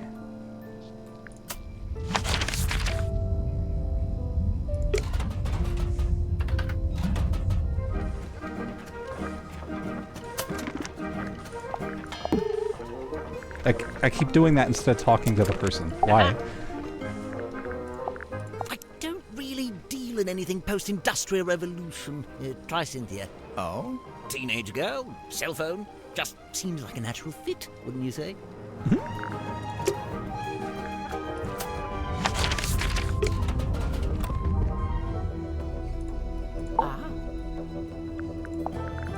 ZX5. Oh yeah, she was asking Nice about piece this. of kit. Polycarbonate shell, tactile interface, unusually good. She sounds like Solid Snake right now. I mean, it's a cell phone.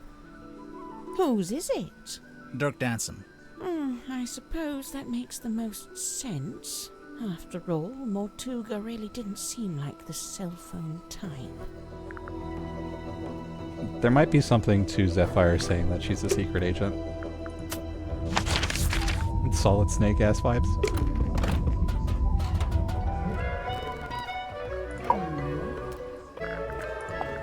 I kinda wish Dirk hadn't brought that onto the submarine. Why? Feels like it breaks some unspoken rule, having contact with the outside world. Okay, nobody did it. Hold on. I'm gonna see if I can't find the clip I'm talking about, and then we'll end stream.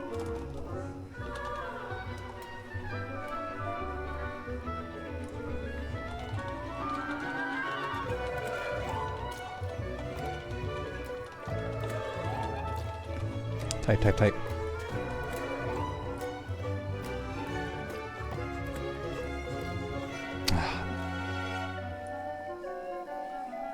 Hold on.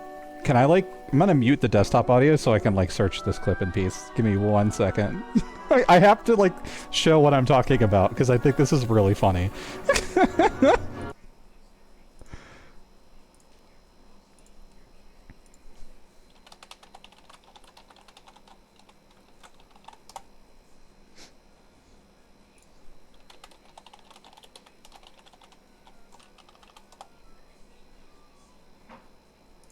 I promise I'm still here. Give me 1 second. This thing has like aged it terribly.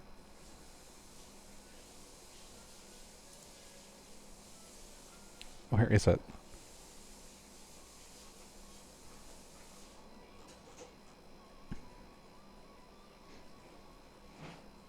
Wow, this is so old. This is so old.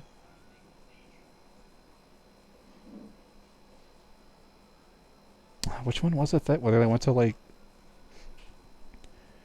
18 years old? Oh my god. Wow, that's so old.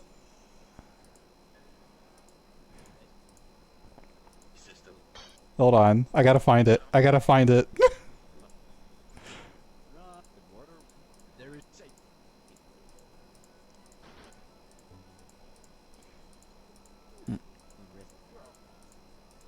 Where is it?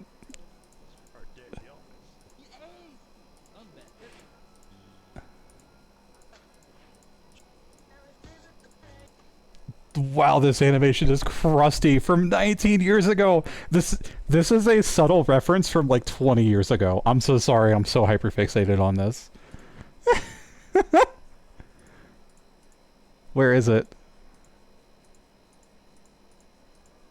Where is it? I think I found it.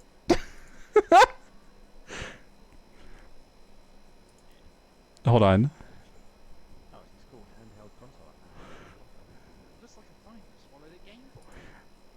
Okay, hold on. I might be like one of 3 people who know this. Okay, so I'm gonna unmute. We're gonna screen capture. Where is it? Where is it?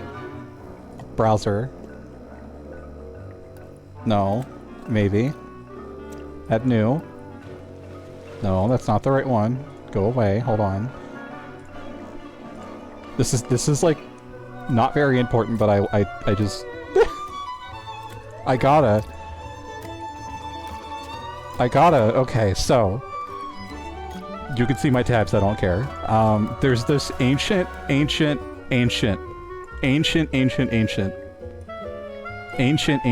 animation that's like at least 20 years old called The Decline of Video Gaming. And there's this line in it. It's just throwaway gag. They bought. Oh, obviously I meant that. Hold on, where is it?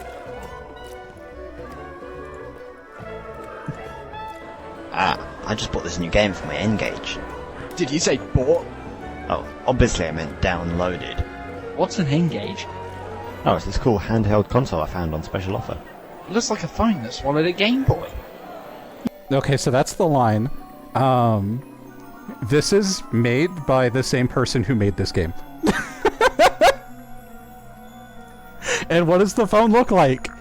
What does the phone look like? It looks like a phone that swallowed a Game Boy. I'm so surprised they just didn't put the line in the game again. Oh my god. That can't be a coincidence. That has to be on purpose. Anyways, I just had to share that knowledge. Same person that made this ancient ass animation on Newgrounds made this game. Oh my god. Okay, anyways, thank you all for watching. Thank you for indulging my weird tangent. Next week, I'm probably going to forget to use the phone flashlight in the room, but that's what I want to do next week, is I want to go into that dark-ass room with the phone flashlight and just kind of go from there. So, yeah. We had a lot of fun talking to people. We had a lot of fun listening to people talk. We're going to probably start making headway into the murder investigation stuff soon, because we're pretty close to finding all the clues, and we have ways to get into new places. So, with all of that said, I'll see y'all next week for the Mermaid Mask Part 3. Take care, and have a good rest of your night. Bye-bye.